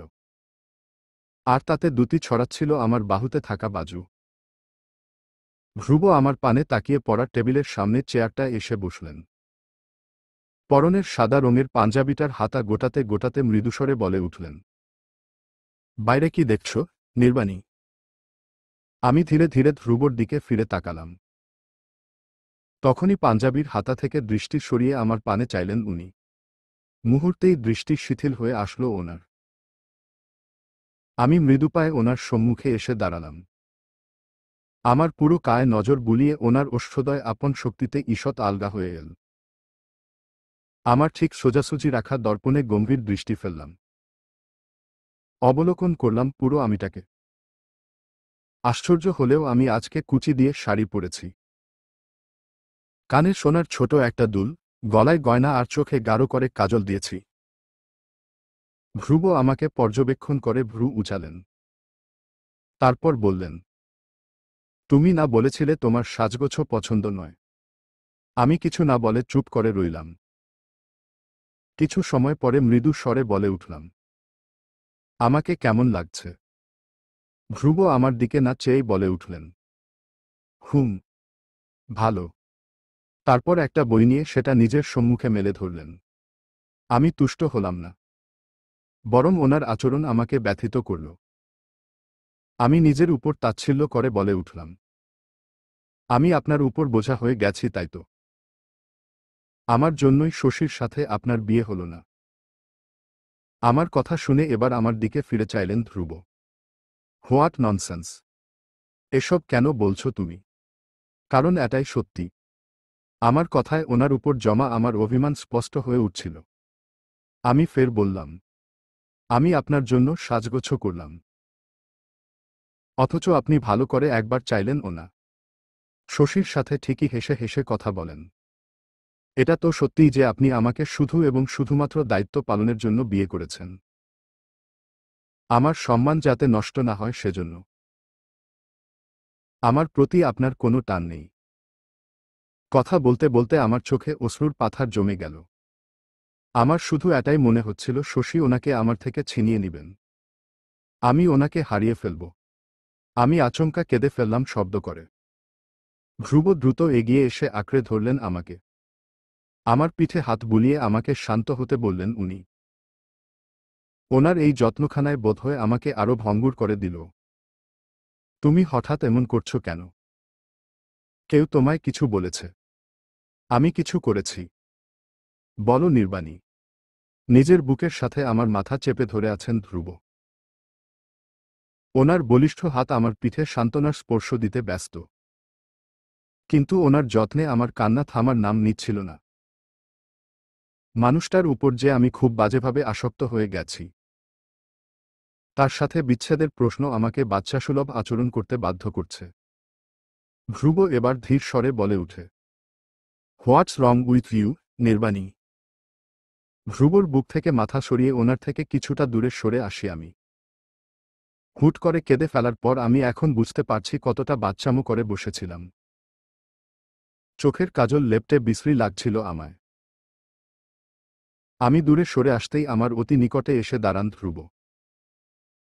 চোখমুখ এবার গম্ভীর হয়ে উঠেছে ওনার। আচমকা আমার দুগালে হাত দিয়ে স্পর্শ করেন উনি। আমি চমকে দৃষ্টি উঁচু করে ওনার দিকে তাকাই। দীর্ঘদেহী লোকটার সামনে আমি নিতান্তই বাচ্চা। ধ্রুব বরফের ন্যায় শান্ত স্বরে সুধান, আমার কথার অমান্য করছ? কি হয়েছে বলতে বললাম তো। আমি উত্তর দিলাম না। ওনার থেকে দৃষ্টি সরিয়ে নত চোখে তাকালাম। সাথে সাথে ধ্রুবের তীক্ষ্ণ স্বর আঘাত হানল, আমার দিকে তাকাও, নির্বাণী। আপনি শশীকে ভালোবাসেন তাই তো? কথাটা বলে ওনার চোখে চোখ রাখলাম আমি। তাতে ঈষৎ রাগ লেগে আছে। ধ্রুব যে ভয়ঙ্কর রাগী সেটা আমি পরে বুঝেছিলাম। আমাকে উনি এটা বুঝতেই দেননি যে ওনার আসলে এতটা রাগ। আমার প্রশ্নের উত্তর দিতে খুব বেশি সময় নিলেন না ধ্রুব। স্পষ্ট স্বরে বলে উঠলেন, না, মিথ্যে বলছেন। ভালোবাসি বললে মিথ্যে বলা হতো। আকস্মিক আমার কপালে নিজের কপাল ঠেকালেন উনি। ওনার গরম নিঃশ্বাসে এসে পড়তে লাগলো আমার চোখে মুখে। হৃৎস্পন্দন বেড়ে গেল আমার। বুকের ভেতর অসহ্য তোলপাড় হচ্ছিল। সেই তোলপাড় প্রবল হল ধ্রুবর গাঢ় স্বরে। এখান থেকে যাওয়ার পর কতটা অস্থিরতায় দিন কেটেছে আমার, সে ব্যাপারে তোমার কোনো ধারণা আছে? এবারের পরীক্ষা সবচেয়ে বাজে হয়েছে আমার। পারিনি শুধু সবকিছু ছেড়ে ছুড়ে ছুটে আসতে। পরীক্ষা শেষ হওয়ার 1 ঘন্টার মধ্যেই বাড়ির ট্রেন ধরেছি আমি। যা কিনা প্রথমবারের মতো হয়েছে। খানিক বাদে আমার থেকে সরে গেলেন ধ্রুব। ওনার কপালে বিন্দু বিন্দু ঘামের অস্তিত্ব দেখা গেল। লোকটা অস্থির হয়ে বিছানায় বসে পড়লেন। আমার দিকে না তাকিয়েই গম্ভীর স্বরে আদেশ করলেন, শাড়িটা নিজের মতো করে পরে আসো। কাউকে অনুসরণ করার প্রয়োজন নেই। আমি চুপচাপ স্নানঘরে গিয়ে আটপৌরের শাড়ি পরে চোখে মুখে পানি দিয়ে বাইরে এলাম। তারপর কাচুমাচু ভঙ্গিতে দাঁড়িয়ে রইলাম। খানিক বাদে শীতল দৃষ্টি মেলে আমার পানে তাকালেন ধ্রুব। লোকটা ঘেমে উঠছে ইতিমধ্যেই। তার উপর ঘরে থাকা আগুনের শিখা উত্তপ্ততা ছড়াচ্ছে। আমি নতমুখে দাঁড়িয়ে রইলাম। ধ্রুব তখনও শান্ত ভঙ্গিতে আমার পানে তাকিয়ে। হঠাৎ উনি বলে উঠলেন, তুমি সুন্দর তোমার নিজস্ব ভঙ্গিতে, নিজস্ব আচরণে। অন্যকে অনুসরণ করে আমার মন জয় করার কোনো প্রয়োজন নেই। আমি তোমার স্বামী। আমার প্রতি কেবল তোমার অধিকার, নির্বাণী। চট করে চোখ তুলে ওনার পানে তাকালাম আমি। উনি বসা থেকে উঠে দাঁড়ালেন তখনই। আমার দিকে এগিয়ে এসে আমার হাতটা ওনার হাতের মুঠোয় নিলেন উনি। একটা হারিকেনের আলো সর্বোচ্চ করে দিয়ে সেটা নিয়ে ঘর থেকে বেরিয়ে পড়লেন। আমি অন্ধের ন্যায় চলতে লাগলাম ওনার সাথে। যেন একমাত্র উনিই আমার জীবনের আলোর রশ্মি, আধারে প্রদীপের শিখা। আমাকে নিয়ে বাইরে বেরিয়ে আসলেন উনি। ওনার পরনে সফেদ ধুতি আর পাঞ্জাবি। হারিকেনের আলোয় সেগুলো সোনালি বর্ণ ধারণ করেছে। উনি আমাকে নিয়ে বাড়ির গেট পার হলেন। আমি একটা টু শব্দও না করে ওনার সাথে সাথে চলতে লাগলাম। আজ মস্ত বড় চাঁদ উঠেছে। হারিকেনের আলোকে ছাড়িয়ে গেছে চাঁদের উজ্জ্বলতা। আমাকে সাথে নিয়ে গ্রামের মেঠোপথে হাঁটছেন উনি। গায়ে এসে লাগছে মৃদু প্রশান্তিকর বায়ু। উনি অজান্তেই আমার মনের কোণের সুপ্ত এক বাসনা পূর্ণ করে দিচ্ছেন।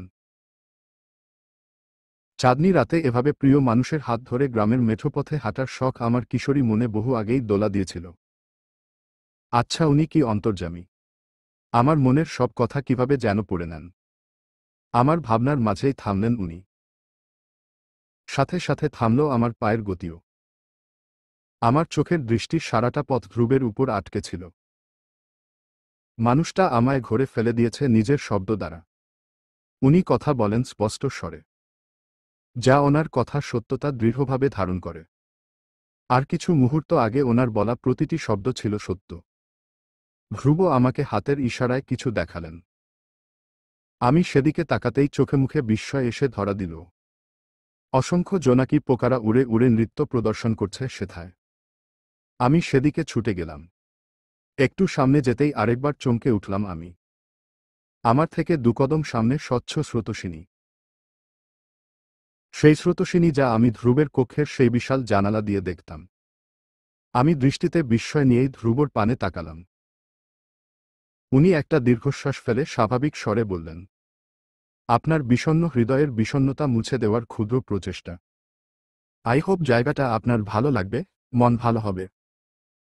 আর আমাকে আজেবাজে অপবাদে জর্জরিত করবেন না। কণ্ঠে কিছু রসিকতাও মিশে ছিল। লোকটাকে আমি যত দেখি ততই অবাক হই। সমাজের কটুবাক্য থেকে রক্ষা করার জন্য একজনকে বিয়ে করে, তার প্রতি এতটা যত্নশীল কে হতে পারে? হঠাৎ একটা জোনাকি এসে আমার গালে বসতেই ধ্যান ছুটে আমার। ধ্রুব আমার হাতটা ধরে আরও কিছুটা সামনে এগোতেই একজন মাঝির দেখা মিলে। খোলামেলা মাঝারি সাইজের একটা নৌকায় বসে আছেন মাঝিটি।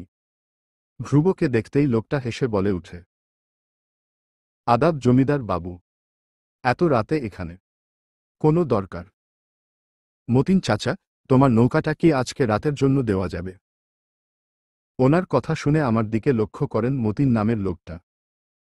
আমাকে দেখেই হাত দুটো জোড়ো করে প্রণামের ভঙ্গি করেন।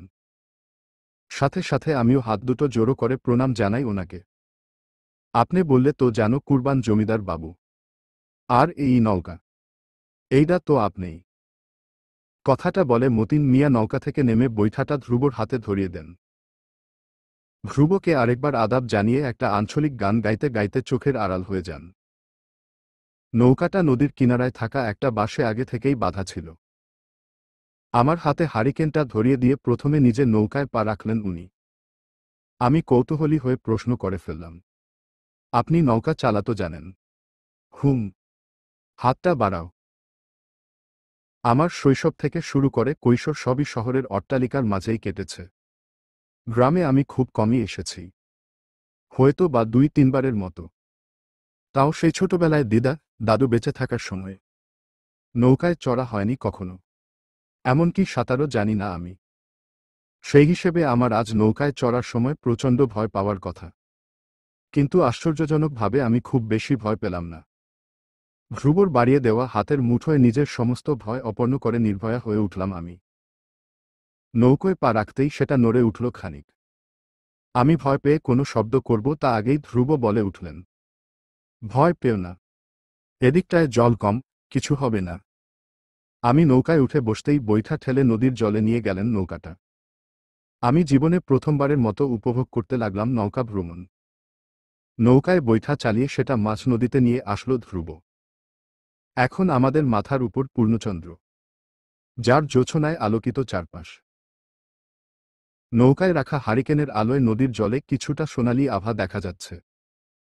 বৈঠার সাথে পানির সংঘর্ষে কলকল ধ্বনি। আমার এক মুহূর্তের জন্য মনে হচ্ছিল আমি নিদ্রাচ্ছন্ন হয়ে কোনো অপরূপ স্বপ্নে মজেছি। আমি নিজের সন্দেহ দূর করার জন্য হাতে আস্তে করে চিমটি কাটলাম। না, এ মিথ্যে নয়। আমার মনের বিষণ্ণতা কেটে গেল। জাদুর মতো কাজ করল এই নদী। আমি এক হাত দিয়ে জল স্পর্শ করলাম।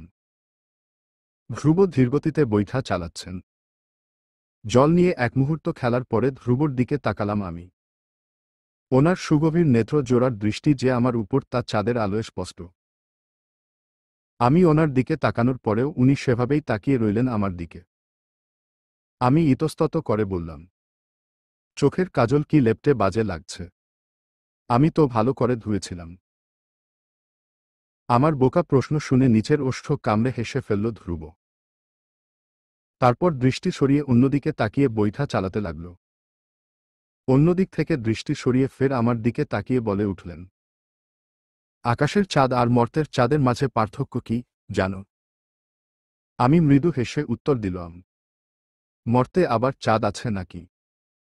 মর্তের চাঁদ এভাবে হেসে প্রশ্ন করে, আর আকাশের চাঁদ বাখিন, জড়বস্তুর ন্যায়। আমার ওষ্ঠে থাকা হাসির মাত্রা কমে এলো। ওনার কথার ইঙ্গিত বুঝতে পেরে লাজুক হেসে বললাম, আমাকে চাঁদ বললে চাঁদের অপমান হবে। অপমানিত তো সে এমনিতেই বোধ করবে, কেননা তার গায়ে অসংখ্য কলঙ্ক। শুদ্ধ, কোমল, পবিত্র হৃদয়ের সাথে নিজের তুলনা হলে সে তো অপমানিত বোধ করবেই। আমি মুগ্ধ হয়ে চেয়ে রইলাম। মানুষটার কথা বলার ধরন এত সুন্দর, শুদ্ধ, ঝরঝরে, স্পষ্ট বাক্য তার কণ্ঠে যেন মণিমুগ্ধকর হয়ে উঠে। মাথার অতিযত্নে বাঁধা চুলটা একটু উন্মুক্ত করবে। ভূতের সাথে আমি লড়ব, এতটুকু বিশ্বাস তো অর্জন করেছি নাকি। তার কথার সাথে বাতাসও যেন অনুরোধ করে উঠল। মাথায় থাকা ঘোমটা খুলে আমাকে অনুরোধ জানালো কথাটা মেনে নিতে। ভূতের ভয় আমার এমনিতেই নেই, কিন্তু ভীষণ লজ্জা করছিল। আমি আস্তে আস্তে শক্ত করে খোপা করে রাখা চুলটা ছেড়ে দিলাম। মৃদু বাতাসে দুলে উঠল তারা, যেন উন্মুক্ত হওয়ার বহু স্বাদ ছিল তাদের। ধ্রুব হঠাৎ বৈঠা চালানো বন্ধ করে আমার পানে তাকালেন গাঢ় চোখে। সেটা লক্ষ্য করেই দৃষ্টি নত করে নিলাম আমি। মৃদুস্বরে আস্তে করে উনি বলে উঠলেন, এভাবেই মাঝে মাঝে রাগ করে শৃঙ্গার করো তো। রাগানোর দায়িত্ব আমার। চন্দ্রালোকিত রাত, নদীর শান্ত জল আর তারকাখচিত আকাশ নিস্তব্ধতার মাঝে অপ্রকাশিত প্রেমের গুঞ্জনের সাক্ষী রইল। দুটি হৃদয়ে প্রস্ফুটিত প্রণয়ের অঘোষিত বার্তা বয়ে নিয়ে গেল মৃদু বাতাস। আমি ধ্রুবর থেকে দৃষ্টি সরিয়ে নিয়ে অন্য পাশে তাকালাম।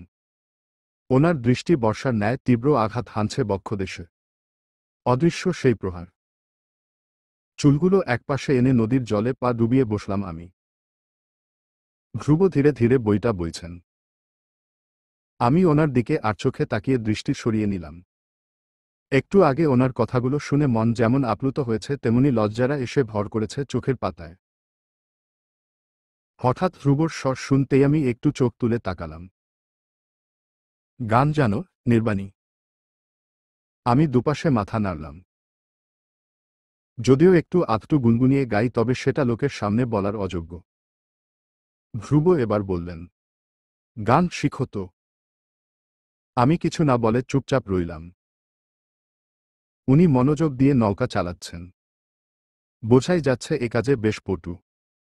আমি মাঝে মাঝে ওনার উপর আশ্চর্য হই। এমন কিছু কাজ করেন উনি যে আশ্চর্য না হয়ে উপায় নেই। আমি হঠাৎ নদীর জল হাতের তালুতে নিয়ে মুখে নিক্ষেপ করলাম। শীতল জল স্পর্শ করল আমার মুখশ্রী।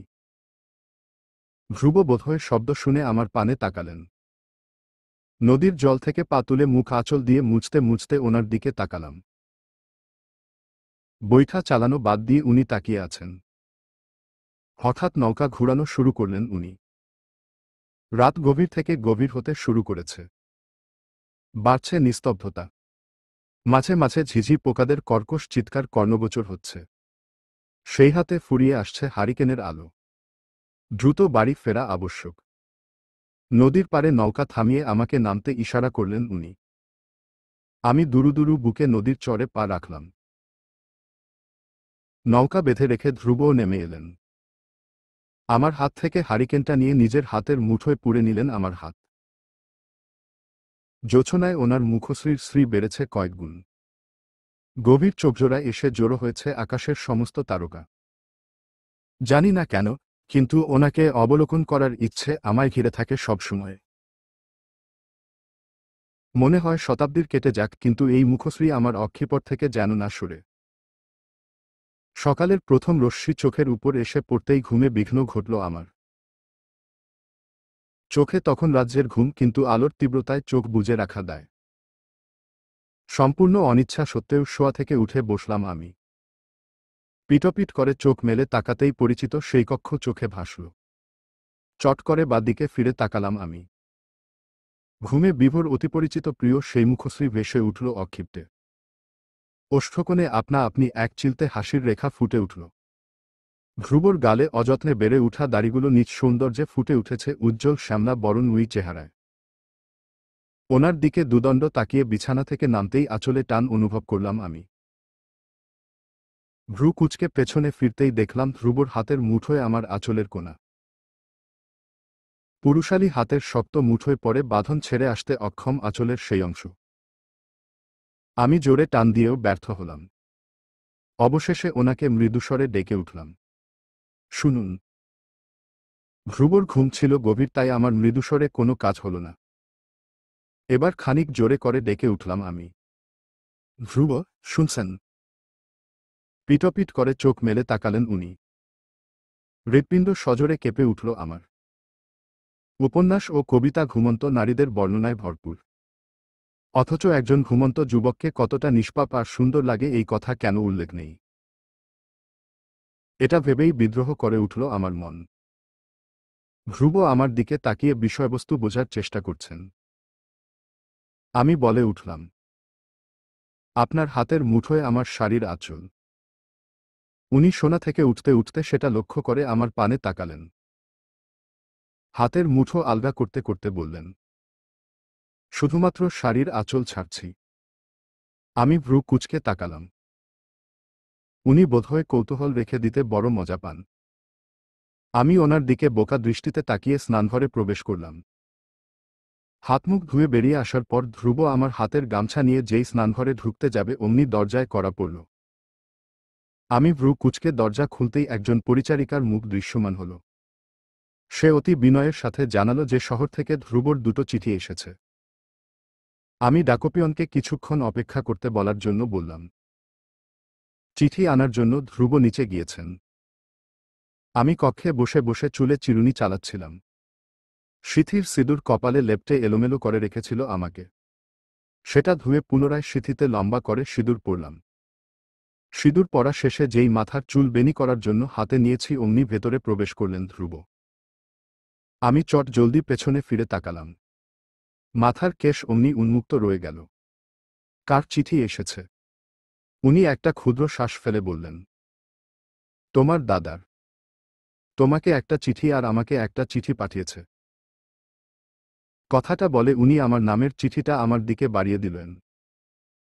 কিন্তু আমার আগ্রহ পরে রইল ধ্রুবর হাতের চিঠিখানায়। আমার কৌতূহল বুঝেই বোধহয় ধ্রুব চিঠিটা বের করে পড়তে লাগল। ধ্রুব চিঠিটা পুরোটা পড়ে আমার দিকে তাকিয়ে বললেন, অতি শীঘ্রই আমাকে শহরে পৌঁছাতে হবে, বিশ্ববিদ্যালয়ের দরকারে। আমি ভ্রু কুঁচকে বললাম, অতি শীঘ্রই বলতে কোনোদিন যেতে হচ্ছে আপনাকে? 3 দিন পর। কিন্তু বৌভাত হতে তো এখনো প্রায় 6 দিনের মতো দেরি। আপনি গিয়ে আবার ফিরে আসবেন। উনি আমার কথার উত্তর না দিয়ে কিছুক্ষণ ভাবলেন। তারপর জবাব দিলেন, কাকা মশাইয়ের সাথে কথা বলতে হবে। আমি আসছি।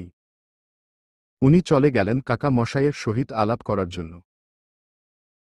আমি ওনার রেখে যাওয়া চিঠিটায় একবার চোখ বুলিয়ে দাদার দেওয়া চিঠিটা খুললাম।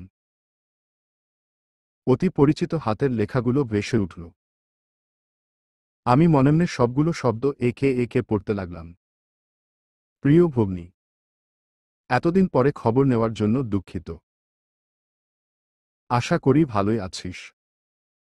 তোর বিয়ের দিন ঘটে যাওয়া অনাকাঙ্ক্ষিত ঘটনার জন্য ক্ষমা করিস। কিন্তু তুই শীঘ্রই বুঝতে পারবি ভুলক্রমে তোর জীবনে সঠিক মানুষটার আগমন ঘটিয়েছে ভগবান। যদি বিমলের সাথে তোর বিয়ে হতো তবে হয়তো আমি এতটা নিশ্চিত থাকতাম না যতটা এখন আছি। ধ্রুবকে মন থেকে মেনে নিয়ে মন দিয়ে সংসার কর। বাবা মা তোর জন্য চিন্তিত।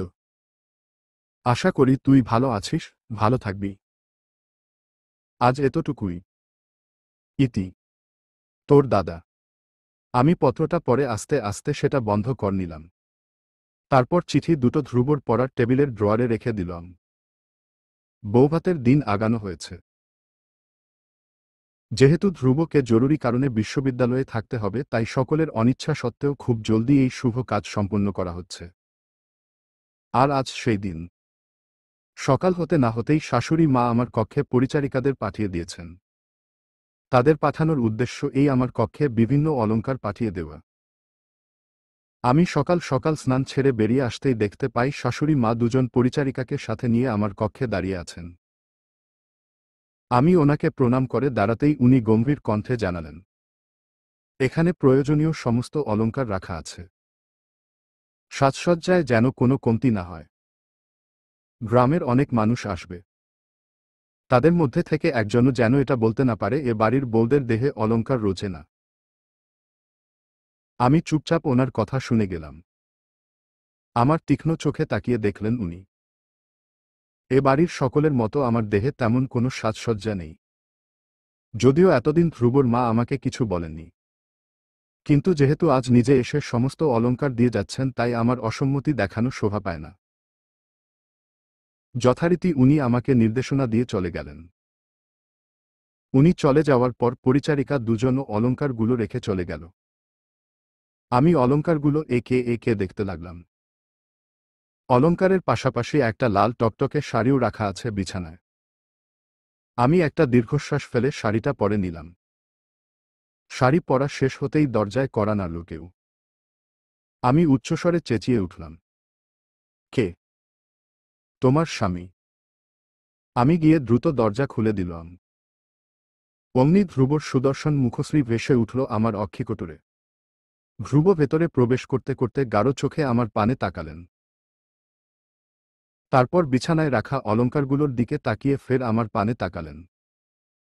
ওনার ঠোঁটে উদ্ভূত হওয়া সূক্ষ্ম হাসির রেখা বোধহয় বলছিল, এবার কোথায় যাবে তুমি? আমি নিরুপায় একটা চাহনি দিয়ে ওনার পানে তাকিয়ে আছি। উনি আমার নিকটে এসে দাঁড়ালেন। যেহেতু উনি আমার থেকে বেশ খানিকটা লম্বা, তাই একটু ঝুঁকে আমার চোখের দিকে তাকিয়ে বললেন, আজ আপনাকে রাগানোর বোধহয় কোনো আবশ্যকতা নেই। ওনার দৃষ্টি থেকে দৃষ্টি সরিয়ে নতমুখে তাকালাম আমি। ওনার চোখের গাঢ় দৃষ্টি, সেই সাথে আপনি সম্বোধন, তীরের তীক্ষ্ণ ফলার থেকে কম নয়। কথার প্রত্যুত্তরে আমি বললাম, আপনি আমার উপর মজা নিচ্ছেন। ওষ্ঠ চেপে ধরে হালকা হাসলেন বোধহয় উনি। তারপর বললেন, আমি প্রতীক্ষায়, তোমার সেরা রূপ দর্শনের জন্য। এবার মাথা উঁচু করে ওনার দিকে তাকিয়ে আমি বললাম, তবে আমায় সাহায্য করুন, আদেশ করুন। ওনার কথা শুনে মুচকি হেসে উঠলাম আমি। সকলের সামনে গম্ভীর মুখ করে থাকা লোকটা আমার সামনে এমন হাসিখুশি খোশমেজাজে থাকেন, এটা কেউ বিশ্বাস করবে? আমি পিছন ফিরলাম লজ্জায়। তারপর আরশির সামনে এসে বসলাম। সেথায় দৃষ্টি দিয়ে ধ্রুবর প্রতিবিম্বের দিকে তাকালাম। ওনার গাঢ় দৃষ্টি আমাতেই নিবন্ধ। মাথার দীর্ঘ কেশ বেনি করে নিলাম আমি। তারপর ওনার দিকে ফিরে তাকাতেই উনি অলংকার ভর্তি একটা ডালা নিয়ে আমার নিকটে এসে দাঁড়ালেন। আমি লজ্জার সহিত সেখানে থেকে ঝুমকো জোড়া নিয়ে পড়লাম। একে একে সমস্ত অলংকার স্থান পেল আমার দেহে। মাথার টিকলি থেকে শুরু করে পায়ের নুপুর অবধি সবকিছু পরে নিয়ে আমি ওনার দিকে তাকালাম। ওনার চোখের দৃষ্টি পাল্টেছে ততক্ষণে। উই চোখের ভাষা বুঝলাম না আমি। সেই গভীর চোখজোড়ায় ডুব দিল বোধহয় বুঝতে পারতাম। কিন্তু হায়, এ দুঃসাধ্য হয়ে উঠল না আমার। আমি মাথা নিচু বললাম, অসুন্দর কায় কিসের এত নজর? ধ্রুব ভ্রু কুঁচকে বললেন, তুমি অসুন্দর হলে আমিও বিদ্যাসাগর। আমি সরু চোখে তাকিয়ে বললাম, রসিকতা হচ্ছে নাকি? তুমি করছো? মোটেও না। যা সত্য তা বলছি। কিছু না বলে ধ্রুব আলতা রাখা পাত্রটা হাতে নিলেন। সেটা পাশের কাঠের টেবিলে রেখে তাতে তুলি ভেজালেন। শান্ত স্বরে বললেন, as a husband, I should appreciate you, but I have no words. এতটুকু বলে থামেন উনি। তারপর আমার হাতখানা নিয়ে হাতের পিঠে আলতা আঁকতে আঁকতে বলেন, বুঝেছ কি বলেছি? হুম। মৃদুস্বরে বলে উঠলাম আমি। সাথে সাথে উনি বলে উঠলেন, গুড। আমি একটা গোপন শ্বাস ফেলে ওনার দিকে তাকালাম। ওনার হাতের অপটু কলা অঙ্কিত হচ্ছে আমার হাতে, নাকি হৃদয়? ওনার উপস্থিতিতে হৃদয়ের হাল কি একটুও বদলেছে? সেই তো আগের মতো অত্যাচারে ব্যস্ত সেথা। আমার দৃষ্টি ওনার মুখশ্রীতে বিচরণে এতটাই মনোযোগী ছিল যে আমার হাতে আলতা আঁকতে থাকা ওনার হাতের কম্পনও চোখে পড়ল না। আমার দৃষ্টিতে কেবল ভেসে উঠল ওনার চোখের পাতার অস্বাভাবিক কম্পন। কিছুক্ষণ পরে ঠোঁট কামড়ে ব্যর্থ নজরে আমার দিকে তাকালেন উনি। আমি চট করে দৃষ্টি নত করে নিলাম। অমনি চোখ ছানাবড়া হয়ে গেল আমার। হাতে আলতার বিশৃঙ্খল অঙ্কন। উনি করুণ চোখে তাকালেন আমার পানে। ওনার থেকে করুণ আমার চোখের দৃষ্টি। আমি ওনাকে কিছু বলতে যাব তখনই বাইরে থেকে আওয়াজ আসলো, ধ্রুব বাবু এবং ওনার পত্নীর দ্রুত নিচে আসার আদেশ আছে। আমরা দুজনেই বুঝলাম এই আদেশ কে করেছে। ফের আওয়াজ আসলো, ভেতরে প্রবেশের অনুমতি চাইছি। অনুমতি দেওয়া হলে ভেতরে প্রবেশ করল রাই, প্রভা ও আভা। আমি চমকে তাকালাম। আমাকে দেখে মিষ্টি করে হাসল রাই। আমার কাছে এসে থুতনি স্পর্শ করে মিষ্টিস্বরে বলে উঠল, ঈশ্বর তোমাকে তৈরির সময় বোধহয় অতিরিক্ত সময় নিয়েছিলেন। এমন সৌন্দর্য সচরাচর চোখে পড়ে না। অত্যন্ত রূপবতী একজনের নিকট এমন প্রশংসা পেয়ে লজ্জায় নেতিয়ে গেলাম আমি। লজ্জার ভার এতই যে চোখ তুলে তাকানোর জো নেই। এ বাড়িতে প্রথম দিন আমার গায়ের রং ময়লা বলে কটূক্তি করে উঠা আভাও আজ আশ্চর্যজনকভাবে প্রশংসা করে উঠল। তারপর তিনজনে মিলে আমাকে নিচতলায় বসার ঘরে নিয়ে এল। আগে থেকেই বসার ঘর পূর্ণ ছিল মানুষে। আমি আর চোখ তুলে তাকানোর সাহস পেলাম না। বসার ঘরে উপস্থিত হওয়া মাত্র সকলের দৃষ্টি এসে জড়ো হলো আমার উপর। সহসা চোখ খিচে বন্ধ করে নিলাম আমি। এতটা লজ্জা তো আমার বিয়ের দিনও লাগেনি যতটা আজকে লাগছে। আমার আগমনের পরপরই বসার ঘরে একটা গুঞ্জন ছেয়ে গেল। সকলের বলা কথাগুলো মিলেমিশে বিশৃঙ্খল একটা স্বর সৃষ্টি করল। আমাকে বসিয়ে দিয়ে সকলে চলে গেল। একা বসে রইলাম আমি। সকলের দৃষ্টি এখন আমার দিকে বুঝতাই ভীষণ অস্বস্তিতে পড়ে যাচ্ছিলাম। মুহূর্ত যেতেই গুঞ্জনের কিছুটা কমে এলো। কিন্তু পরক্ষণেই চাপা এক গুঞ্জন ফের শুরু হল। মাথা নিচু করে থাকায় একজোড়া নূপুর পরিহিতা শুভ্র পায়ের নিজের পানে হেঁটে আসার দৃশ্য দেখলাম। এই পায়ের মালকিনকে সেটা বোধগম্য হতেই চোখ তুলে তাকালাম আমি। অমনি অক্ষিপ্তে ভেসে উঠল শশীর সুশ্রী মুখশ্রী। মনে মনে একটু হাসলাম আমি। ঈশ্বর মনুষ্যের এক বড় উপকার করেছেন। আমাদের হৃদয়ের আসল চেহারা ভাগ্যিস মুখের উপর প্রভাব ফেলে না। শশীর চলনে দাপটু একটা স্বভাব আছে, কিংবা সেটা তার সৌন্দর্য আরও বাড়িয়ে তুলে। আমি চোখের পলক ফেলে শশীর পানে ফের তাকালাম। আজ তার পরনে লাল টকটকে শাড়ি। আশ্চর্যের বিষয় তো এই যে আজ সে আটপৌরে শাড়ি পরিধান করেছে। আমার নিকটে এসে স্থির হয়ে দাঁড়ায় শশী। মুখে সূক্ষ্ম একটা হাসির রেখা টেনে পর্যবেক্ষণ করে আমাকে। উপস্থিত লোকেদের দৃষ্টি ততক্ষণে দখল করে নিয়েছি আমরা দুজন। অদূরেই শাশুড়ি মা শঙ্কিত নজরে তাকিয়ে আছেন আমার দিকে। আমাকে পর্যবেক্ষণ করে শশীর দৃষ্টি এসে থামল আমার হাতের উপর। মুহূর্তেই তার ওষ্ঠ ছেয়ে গেল উপহাসের হাসিতে। সেটা লক্ষ্য করেই আমি হাতটা তুলে দেখলাম। শশী আফসোসের একটা সুর টেনে বলে উঠল, যার কাঁধে জমিদার বাড়ির সমস্ত দায়িত্ব সঁপে দেওয়া হবে, সে আদতে হাতে আলতা আঁকতেও অপটু। বড়ই আফসোসের বিষয়। আমি স্বাভাবিকভাবেই তাকালাম শশীর দিকে। কিন্তু ক্রমেই শুরু হয়ে এলো আমার দৃষ্টি। আমি হাতে ধ্রুবের এঁকে দেওয়া আলতার উপর নজর বুলিয়ে বলে উঠলাম, আফসোস তো আপনি করবেন শশী, যখন আমার হাতের আলতার এমন নকশার কাহিনী জানবেন। আমার তো সন্দেহ আপনি আফসোসে না দ্বিতীয়বার প্রাণত্যাগের চেষ্টা করে বসেন। আমার ছোড়া তীর যে একেবারে নিশানায় এসে লেগেছে সেটা শশীর মুখমণ্ডলের পরিবর্তন দেখেই বোঝা গেল। আমার কথার অর্থ বোধহয় পুরোপুরি বোধগম্য হয়নি শশীর। সে ভ্রু কুঁচকে বলে উঠল, মানে? মানে এই সেটা নিয়ে একটু আগে আপনি উপহাস করলেন। সেটা আমার স্বামীর হাতের ছোঁয়া। উনি নিজে আমার হাতে আলতা এঁকে দিয়েছেন। আমার কথা শুনে শশীর কিরূপ অনুভূতি হলে বোঝা গেল না। তবে সে বলে উঠল, বেশি দিন তোমার স্বামী আর তোমার থাকবে না। এই জমিদার বাড়ি আর ধ্রুবর মস্তিষ্কে থেকে চিরতরে তোমায় আমি মুছে দিব। চেষ্টা করুন। অবশ্যই এটা শুধুমাত্র আপনার অপূর্ণ একটা স্বপ্ন হয়ে রয়ে যাবে, শশী। আবার কবে আসবেন? ধ্রুবর ব্যাগ গোছাতে গোছাতে প্রশ্ন করলাম আমি। উনি তখন শার্ট প্যান্ট পরে আয়নায় নিজেকে দেখে চলেছেন। 2-1 ঘন্টা পূর্বে বৌভাতের অনুষ্ঠান শেষ হয়েছে। দুঃখজনক হলেও আজকেই শহরে ফিরছেন ধ্রুব। লোকজন মহল ত্যাগ করার পরেই নিজ কক্ষে এসে আমি ওনাকে সাহায্য করতে ব্যস্ত হয়ে পড়েছি। আমার বাড়ি যেতে চাওয়ার কথা আর মুখ ফুটে বলা হয়নি। আমি প্রশ্নটা করে ফের ব্যস্ত হয়ে পড়লাম আলমারি থেকে প্রয়োজনীয় কাপড় এনে ব্যাগে ভরতে। ধ্রুব দর্পণ থেকে দৃষ্টি সরিয়ে থাকালেন আমার দিকে। চোখজোড়ায় লালচে আভা। আমি খেয়াল করলাম না। বারবার আলমারি আর বিছানায় রাখা ব্যাগের নিকট আসা যাওয়া করাই কক্ষে আমার নূপুরের সূক্ষ্ম আওয়াজ ও শাখার সংঘর্ষে উৎপন্ন হওয়া শব্দে একটা মৃদু সুরের তাল। ধ্রুব বিছানায় বসে পড়লেন নিস্তেজভাবে। ওনার শূন্য দৃষ্টি বর্তালো ব্যস্ত আমার ওপর।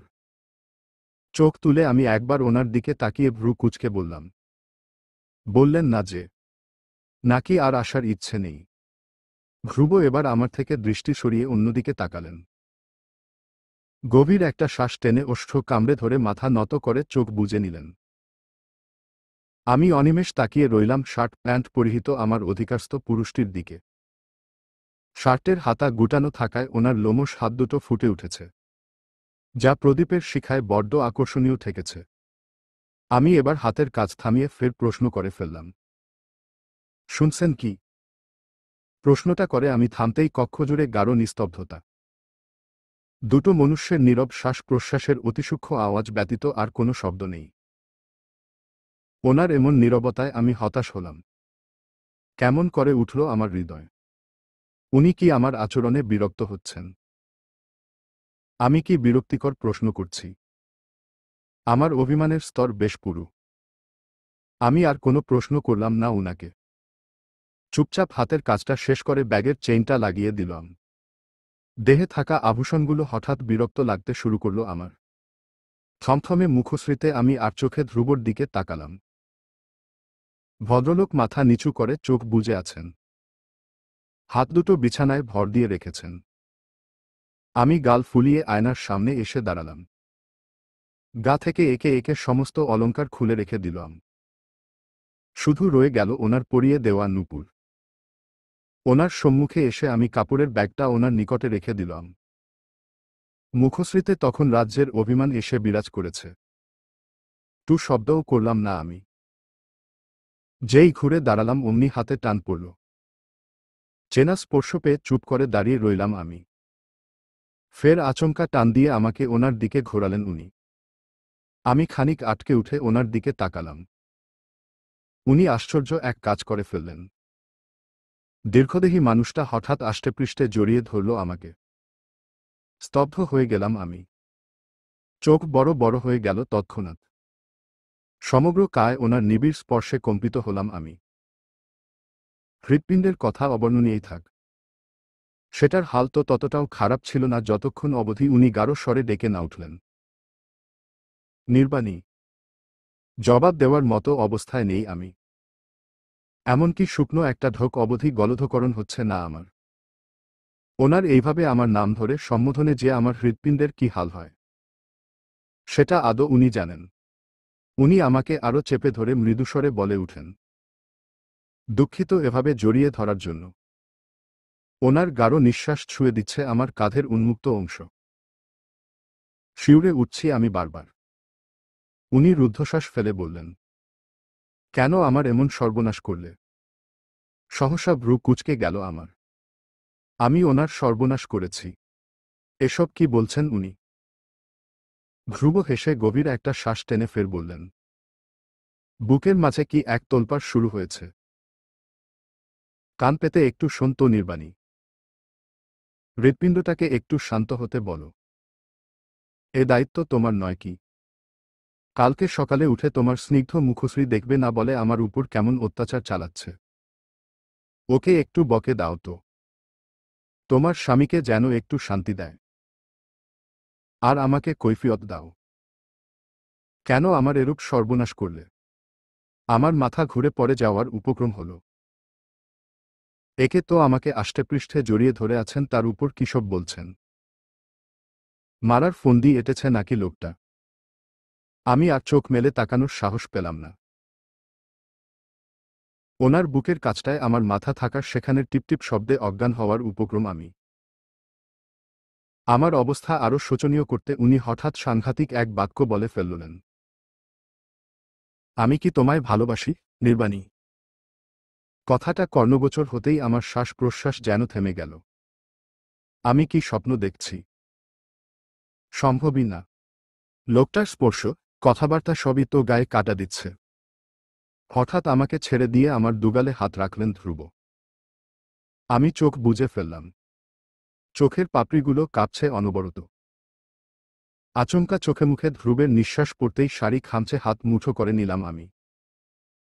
অপ্রত্যাশিতভাবে আমার কপাল ছুঁয়ে দিল ধ্রুবের পুরু ওষ্ঠ। মুহূর্তেই থমকে গেলাম আমি। উনি এবার ধীরস্বরে বললেন, উত্তর আমি জানি। তোমার জানা আছে নির্বাণী। আমি চোখ বুজে সেভাবেই স্তব্ধ হয়ে দাঁড়িয়ে। এমন অনুভূত হচ্ছে যেন এক্ষুনি মাথা ঘুরে পড়ে যাব। দ্বিতীয়বার আমার কপালে ওষ্ঠ ছোঁয়ালেন ধ্রুব। আমার হাত এবার খামচে ধরল ওনার বুকের শার্ট। ধ্রুব মৃদুস্বরে প্রশ্ন করলেন, জানো? ধীরে ধীরে চোখ খুলে তাকালাম আমি। সরাসরি তাকালাম ধ্রুবের চোখে। 2-3 সেকেন্ডের বেশি তাকিয়ে থাকার সাধ্য হল না ওই গাঢ় চোখে। দৃষ্টি নত করে কাপা কাপা স্বরে বলে উঠলাম, বা বাসেন। কানের কাছে ধ্রুবর সম্মতিসূচক ফিসফিসিয়ে বলা, হুম বাসি। আমার চোখ টলমলিয়ে উঠল হঠাৎ। সেটা আনন্দে নাকি অন্য কারণ বুঝলাম না। অযথাই বোধহয় অশ্রু গড়াল। সেই অশ্রু ধ্রুবের হাতে পড়লেই সে হকচকিয়ে বলে উঠল, এই, তুমি কাঁদছ কেন? ভালোবাসি বললাম তো। বোঝদার লোকটা বুঝল না তার ভালোবাসা পেয়েই আমি কাঁদছি। আমি উত্তর না দিয়ে ওনার থেকে সরে এসে বললাম, আপনার দেরি হয়ে যাচ্ছে। উনি গাঢ় দৃষ্টিতেই আমার দিকে তাকিয়ে বলে উঠলেন, তাড়িয়ে দিচ্ছ? ছি ছি, কিসব বলছেন আপনি? ধ্রুব আলতো হেসে আমার গালে ঠোঁট ছুঁয়ে বলল, চলো আমায় এগিয়ে দিয়ে আসবে। এক হাতে ওনার ব্যাগ, আরেক হাতে আমার হাত ধরে কক্ষ থেকে বের হলেন উনি। সপ্তাহ 2 আগের মধ্যে আর আজকের মধ্যে কত পার্থক্য, তাই না? সেদিন আমি জানতামও না লোকটা শহরে যাবে, আর আজ আমাকে উনি নিয়ে যাচ্ছেন ওনাকে এগিয়ে দেওয়ার জন্য। বারান্দা দিয়ে হাঁটতে হাঁটতে ওনার দিকে তাকিয়ে মুচকি হাসলাম আমি। প্রথমে আমরা এলাম শাশুড়ি মার কক্ষে। ভেতরে প্রবেশের অনুমতি নিয়ে আমরা দুজন প্রবেশ করলাম। শাশুড়ি মাকে দেখেই আমি ধ্রুবর মুঠোয় থাকা হাতটা ছাড়িয়ে নিয়ে মাথায় ঘোমটা টেনে দিলাম। অনেকটাই ঘোমটা টানলাম, কেননা এই মুহূর্তে আমার গায়ে কোনো আভূষণ নেই। ওনার চোখে সেটা পড়ুক তা চাইছি না। শাশুড়ি মা তখন বসে বসে সুপারি কাটছিলেন। ধ্রুবর আগমন টের পেতেই চোখ তুলে তাকিয়ে বললেন, চলে যাচ্ছ তাহলে? যেতে হচ্ছে মা। কথাখানা বলে ধ্রুব শাশুড়ি মার পা ছুঁয়ে দিলেন। মাথা স্পর্শ করে আশীর্বাদ করলেন শাশুড়ি মা। পরপরই ওনার চরণ ছুলাম আমি। আমাকে ধ্রুবর সাথে দেখে ওনার কি মনে হলো জানা নেই আমার। তবে উনি পরম স্নেহে আমার মাথায় হাত রাখলেন। তারপর আমাকে আদেশের স্বরে বললেন, যাও, নিজের বরকে এগিয়ে দিয়ে এসো। আমি আলতো করে মাথা নাড়লাম। তারপর ধ্রুব ওনাকে আসি বলে আমাকে নিয়ে বেরিয়ে আসলেন কক্ষ থেকে। বসার ঘর তখন নিস্তব্ধ। 2-3টে মশালের আলোয় আবছা আলোকিত জায়গাটা পরিচিত হওয়ায় অনায়াসেই পার করে উঠোনে এসে পড়লাম আমরা। উনি উঠোনে এসে দাঁড়ালেও আমি অবস্থান করছি মহলের সিঁড়ির উপর। আমি মৃদুস্বরে বলে উঠলাম, এবার আসুন তবে। আর তাড়াতাড়ি ফিরবেন। ঠিক আছে। কথাটা বলে উনি পিছন ফিরলেন। কিছু একটা মনে করার চেষ্টা করে বললেন, আমার ইংরেজি বইয়ের ভাঁজে তোমার জন্য কিছু একটা আছে। মনে করে পড়ে নিও। আমি ওনার কথায় আলতো করে মাথা নাড়লাম। উনি একটা গাঢ় শ্বাস ফেলে আমাকে দেখলেন। আবছা আলোয় ওনার কাছে কতটুকু দৃশ্যমান হলাম জানা নেই। তবে উনি কিছুক্ষণ তাকিয়ে বললেন, আসি। ছুটি পেলেই আবার ফিরব। আমি আবারও মাথা নাড়লাম। উনি চলে যেতে লাগলেন, আমাদের মাঝে বাহ্যিক দূরত্ব তৈরি করে। আমি দুহাত একত্র করে তাকিয়ে রইলাম ওনার যাওয়ার পানে। ধীরে ধীরে বিষিয়ে উঠল আমার মন। মন খারাপে ছেয়ে গেল সেটা।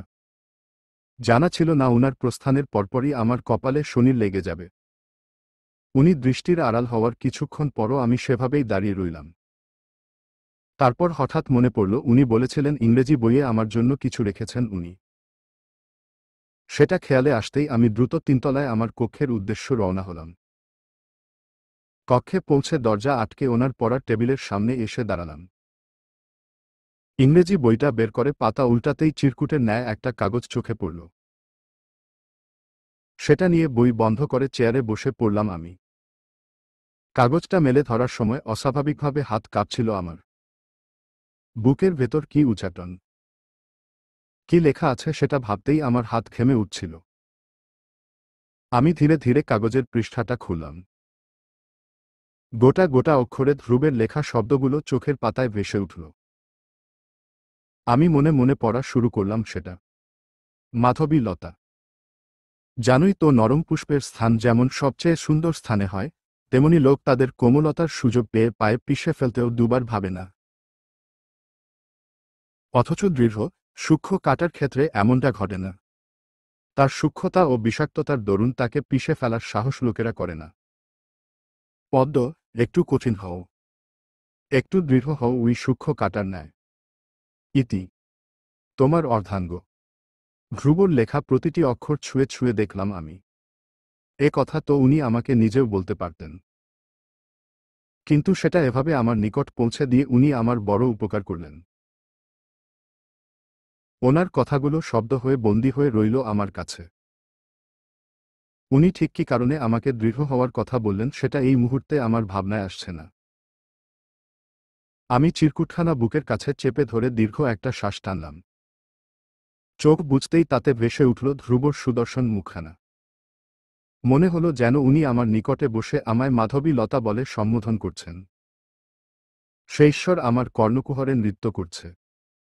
একটু পরেই পদ্ম বলে ডেকে আমার হৃদয় প্রেমের সুর হয়ে বেজে উঠছেন। আমি চিরকুটটা চোখের সামনে ফের মেলে ধরলাম। ওনার তরফ থেকে পাওয়া দ্বিতীয় উপহার এটা। এটা অতিযত্নে থাকবে আমার নিকট। শুধু পারব না বক্ষ চিরে তাতে লুকিয়ে রাখতে। ধ্রুব চলে যাওয়ার পর 2 দিন গত হয়েছে। আমার দিন কাটে অবহেলায়, আনমনে। চোখের তৃষ্ণা হৃদয়কেও গ্রাস করছে ধীরে ধীরে। মন মস্তিষ্ক জুড়ে একটাই নাম বিরাজমান। ধ্রুব। ধ্রুব দেবনাথ। প্রতিদিনের মতো আজকেও ঘুম থেকে উঠে আমি বিছানার কাছের বড় জানালাটা খুলে দিলাম। সাথে সাথে শীতল মৃদু বাতাসের আগমন ঘটল কক্ষে। কালকে রাতে আবার ঝড় হয়েছিল।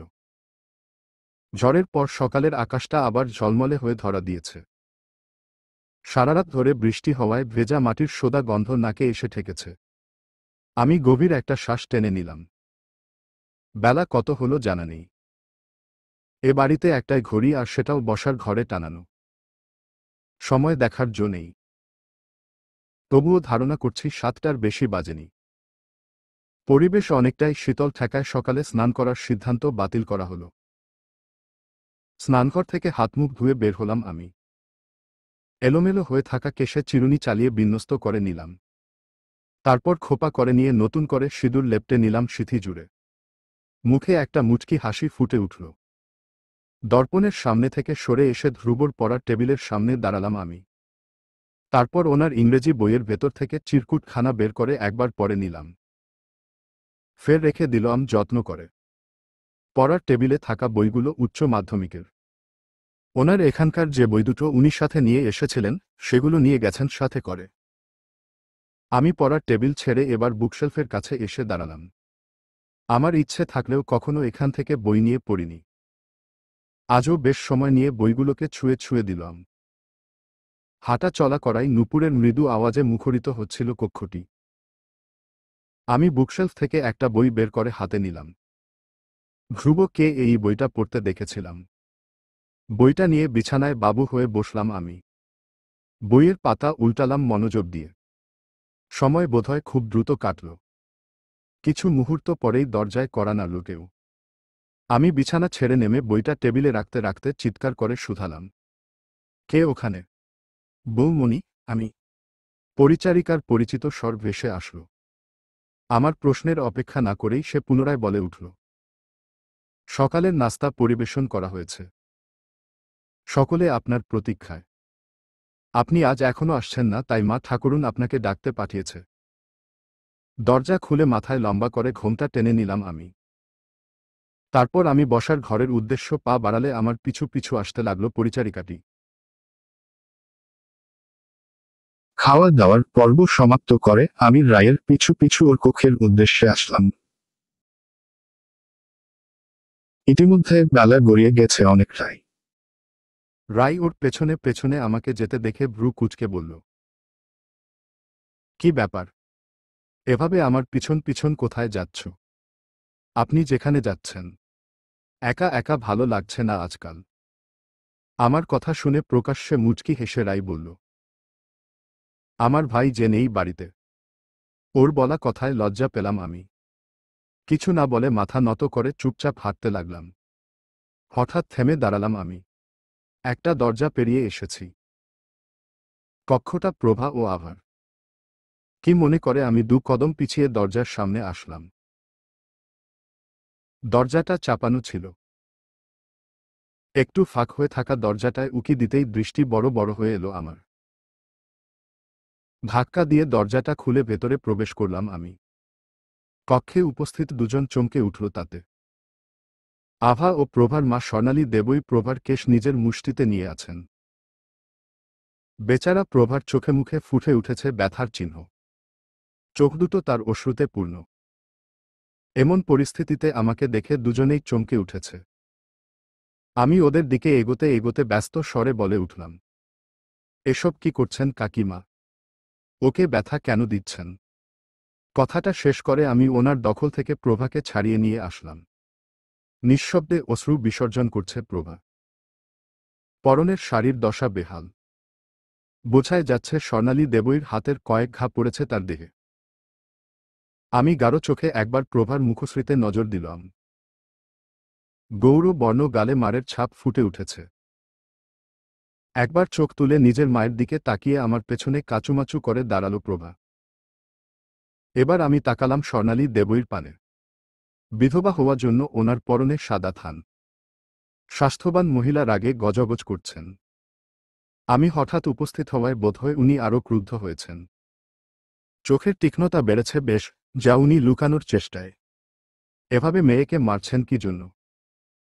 কথাটা বলতে বলতে আমার ভ্রু যুগল বেঁকে এলো। তখনই দরজার সামনে এসে দাঁড়িয়েছে রাই। আমাদের দিকে তাকিয়ে সে ঘটনা আন্দাজ করার চেষ্টা করছে। কি হয়েছে ছোট মামি? কথাটা বলে যেই সে কক্ষে পা রাখতে যাবে অমনি গর্জে উঠলেন স্বর্ণালী দেবী। রায়ের দিকে আঙুল তাক করে এক প্রকার চিৎকার করে বলে উঠলেন, খবরদার! ভিতরে আইবি না তুই। রায়ের সাথে সাথে আমিও হন্তভম্ব হয়ে তাকালাম। রায়ের ওষ্ঠযুগল আপনা আপনি আলগা হয়ে গেল বিস্ময়ে। নিজের ছোট মামির এমন আচরণের কারণ বুঝতে পারল না সে। স্বর্ণালী দেবী নিজে থেকেই ফের বললেন, তোর লগে থাইক্কাই আমার মায়ার মাথা খারাপ হইছে। ভূত ঢুকছে না মনের ভিতরে। কথাখানা শেষ করে আমার পেছনে থাকা প্রভাকে টেনে নিলেন উনি। বললেন, তুই এগুলাই শিখাইছস ওরে তাই না? স্কুলে যাইয়া পড়ালেখার নামে এইসব করার জ্ঞান দিছস ওরে? রায় কিছু বুঝতে না পেরে বলে, তুমি এসব কি বলছো ছোট মামি? কি করেছি আমি? রায়ের মতো সব আমারও মাথা উপর দিয়ে যাচ্ছে। স্বর্ণালী দেবী ফের গর্জে উঠে বলেন, তুই কি করস নাই এইডা, বল। এটা বলে উঠে আশেপাশে কিছু একটা খুঁজতে লাগলেন। তারপর বিছানায় পড়ে থাকা কাগজের টুকরো এনে সেটা রায়ের মুখে ছুঁড়ে মারলেন আচমকা। বিকট চোখে তাকালাম আমি। স্বর্ণালী দেবই বলে উঠলেন। নাগর জুটাইছে নাগর। ঠিক তোর মতো। আচমকা হাউমাউ করে কেঁদে উঠল প্রভা। সাথে সাথে মায়ের শক্ত থাবা পড়ল চুলে। কান্না থামিয়ে গুঙিয়ে উঠল প্রভা। আমি চটজলদি ওনার কবল থেকে প্রভাকে ছাড়িয়ে নিতে যেতেই উনি হাত উঁচিয়ে বলে উঠলেন, থাক, তোমারে আর আমার উপকার করা লাগব না। আমার মায়ার ব্যাপার আমি বুইঝা নিমু। ওনার কথা অমান্য করে আমি প্রভাকে ছাড়িয়ে আনলাম ওনার কবল থেকে। এবার উনি নিজেই বেরিয়ে গেলেন কক্ষ থেকে। আমি রায়ের দিকে তাকালাম। সে কান্নারত প্রভার দিকে তাকিয়ে প্রস্থান করল। আমি প্রভাকে ধরে ঠায় দাঁড়িয়ে রইলাম। প্রাতকালের সমাপ্তি ঘটে মধ্যাহ্নের আরম্ভ হয়েছে। আমি স্নান ছেড়ে মাথার চুল শুকিয়ে কক্ষ থেকে বেরুলাম। উদ্দেশ্য রায়ের কক্ষ। সকালের ঘটনার জন্য নিশ্চয়ই মেয়েটার মন খারাপ হয়ে আছে। এটা ভাবতে ভাবতে আমার মনও বিষণ্ণ হয়ে আসল। শশী নিজের কাজে খুবই সাফল্য অর্জন করেছে। তার বানানো মিথ্যে বানোয়াট কথা এখনো সত্য হয়ে মানুষের হৃদয় আছে। তাও আবার এই বাড়ির মানুষের মনেই। আমি তাচ্ছিল্য করে হাসলাম। রায়কে তো ওর মা স্বয়ং বিশ্বাস করেনি। সমাজ তো কোনো ছাড়। আমি দোতলায় পৌঁছে রায়ের কক্ষে উকি দিলাম। কিন্তু তাতে রায়ের কোনো অস্তিত্ব নেই। ভ্রু কুঁচকে কয়েকবার ওকে ডাকলাম আমি। কিন্তু তারপরও তার সাড়াশব্দ না পেয়ে নিশ্চিত হলাম সে তার কক্ষে নেই। এবার দোতলা থেকে নেমে বসার ঘরে আসতেই রায়ের দেখা পেলাম। কলসি নিয়ে কোথাও যাচ্ছে সে। বসার ঘরে এখন তেমন কেউ নেই। আমি রায়কে দেখতে পেয়েই ডেকে উঠলাম। রায় ঘুরে তাকিয়ে মুচকি হাসি উপহার দিল আমাকে। আমি দ্রুতপায়ে হেঁটে এসে তার মুখোমুখি দাঁড়ালাম। কোমরে কলসি দেখে ভ্রু কুঁচকে জিজ্ঞেস করলাম, কোথায় যাচ্ছেন? পুকুর থেকে পানি আনতে। সহাস্যে উত্তর দিল রাই। আমি আশ্চর্য হলাম। মেয়েটাকে কি দুঃখ ছুঁয়ে দেখে না নাকি? ভাবতেই রায়ের বলা একটা কথা মনে পড়ে গেল আমার। কিছুদিন আগে সে বলেছিল, মৃত হৃদয়ে কোনো অনুভূতি ধরা দেয় না। রাই আমাকে ওর দিকে তাকিয়ে থাকতে দেখে দৃষ্টি নত করে বলল, এতটা তো বোধহয় নিজের বরের দিকেও তাকাও না, যতটা আমার দিকে তাকিয়ে থাকো। রায়ের কণ্ঠে রসিকতা উপচে পড়ছে। আমি চোখের পলক ফেলে রায়ের সাথে সাথে হাঁটতে লাগলাম।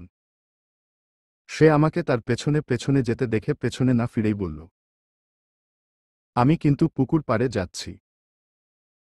তো আমার কি সেখানে যেতে মানা? কিছু না বলে এবার চুপচাপ হাঁটতে লাগলাম আমরা। মহল থেকে বেরিয়ে পশ্চিম দিকে হাঁটতে লাগলাম আমরা। কিছুদূর হাঁটতেই একটা বাগানের মধ্যে চলে আসলাম আমরা। বাগানটা মূলত আমের। চারিদিকে চোখ বুলিয়ে বুঝলাম এটা অন্য রাস্তা। আমি হাঁটতে হাঁটতে রায়ের উদ্দেশ্য বলে উঠলাম, আপনাকে কিছু প্রশ্ন করার ছিল। রায় প্রত্যুত্তরে বলল, তার আগে তুমি আপনি থেকে তুমিতে আসো। সখীদের মাঝে আপনি সম্বোধন কেমন পর পর লাগে। আমি রায়ের পানে তাকালাম। তার মুখে সবসময়ই একটা হাসির আভা লেপ্টে থাকে। অন্তত আমার সামনে। হাস্যোজ্জ্বল রূপসীর পানে তাকিয়েই আমি বলে উঠলাম, তুমি সবসময় এমন হাসিখুশি কিভাবে থাকো? আমার কোনো দুঃখ নেই তাই। মিথ্যে বলছ। আমি দেখছি বাড়ির লোক তোমাকে সুযোগ পেলেই কথা শোনাচ্ছে। কখনো শশীর ছড়ানো মিথ্যে বদনামের জন্য তো কখনো তোমার এই কুমারীর ন্যায় জীবনযাপনের জন্য। কথা বলতে বলতে আমরা পুকুর পাড়ে চলে আসলাম। রায় শান বাঁধানো ঘাটে বসতে বসতে আমার পানে তাকাল। মুচকি হাসি মুখে বজায় রেখেই বলে উঠল, বাহ বাহ, ননদিনীর প্রতি খেয়াল আছে দেখছি তোমার। আমি রসিকতা করার অবস্থায় নেই।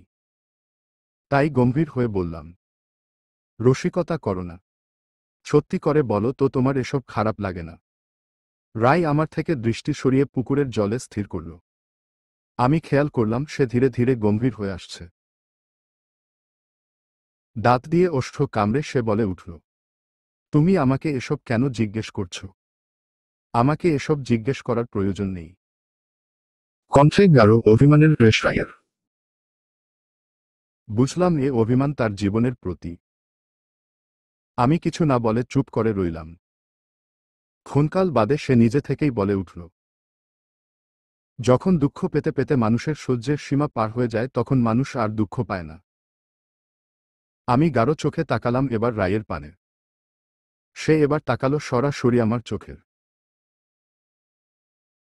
কাজল রেখা পদ্ম আখির কোণে অশ্রুর অস্তিত্ব খুঁজল আমার দৃষ্টি। তবে আমি ব্যর্থ হলাম। সামনে উপবিষ্ট নারীটি বেশ শক্ত ধাঁচের। সমাজ তাকে এমন পর্যায়ে পৌঁছে দিয়েছে যে তাকে দুঃখ দেওয়া কঠিন। আদতে কি তাই? নাকি সে নিজের দুঃখ আড়াল করে চলে সবসময়? কিন্তু তোমার এমন কুমারীর মতো জীবনযাপনের কারণ কি? প্রশ্নটা কোনোরকম করে আমি চুপ করে রইলাম। আশা করলাম আজও এর উত্তর পাব না। কিন্তু আমাকে আশ্চর্য করে দিয়ে রাই বলে উঠল, স্বামী মরলে সাধারণত বাঙালি মেয়েরা কষ্টে পাগল প্রায় হয়ে যায়। কিন্তু আমি লোকটার মৃত্যুর দিন এতটা খুশি হয়েছিলাম। যতটা খুশি আমি কখনো হইনি। কথা বলতে বলতে রাই সিঁড়ির শেষ ধাপে পৌঁছে পিতলের কলসিতে জল ভরতে আরম্ভ করল। আমি তার কথা শুনে স্তব্ধ হয়ে তাকালাম। জল ভরতে ভরতে আমার পানে তাকালো রাই। আমার বিস্ময়ে ঘেরা দৃষ্টি দেখে যেন মনে মনে তৃপ্ত হল সে। জল ভরা শেষে কলসি কোমর নিয়ে এবার সিঁড়ি বেয়ে উঠতে উঠতে ফিসফিস হয়ে বলার মতো করে বলে উঠল, যার মৃত্যুতে আনন্দ হয় তার জন্য কিসের বৈধব্য জীবন? রায়ের চোখে মুখে আলাদাই এক ঝলক ফুটে উঠল। আমি শুকনো ঢোক গিললাম। আমাকে এভাবে ওর দিকে তাকিয়ে থাকতে দেখে সে হঠাৎ খিলখিলয় হেসে উঠল। বলল, এটা শুধুমাত্র একটা কারণ। এতেই তুমি এমন করে তাকাচ্ছ। জিজ্ঞেস করছে না কেন খুশি হয়েছি। তোমার না অনেক কিছু প্রশ্ন করার ছিল। আমি রায়ের থেকে দৃষ্টি সরিয়ে আশেপাশে তাকালাম।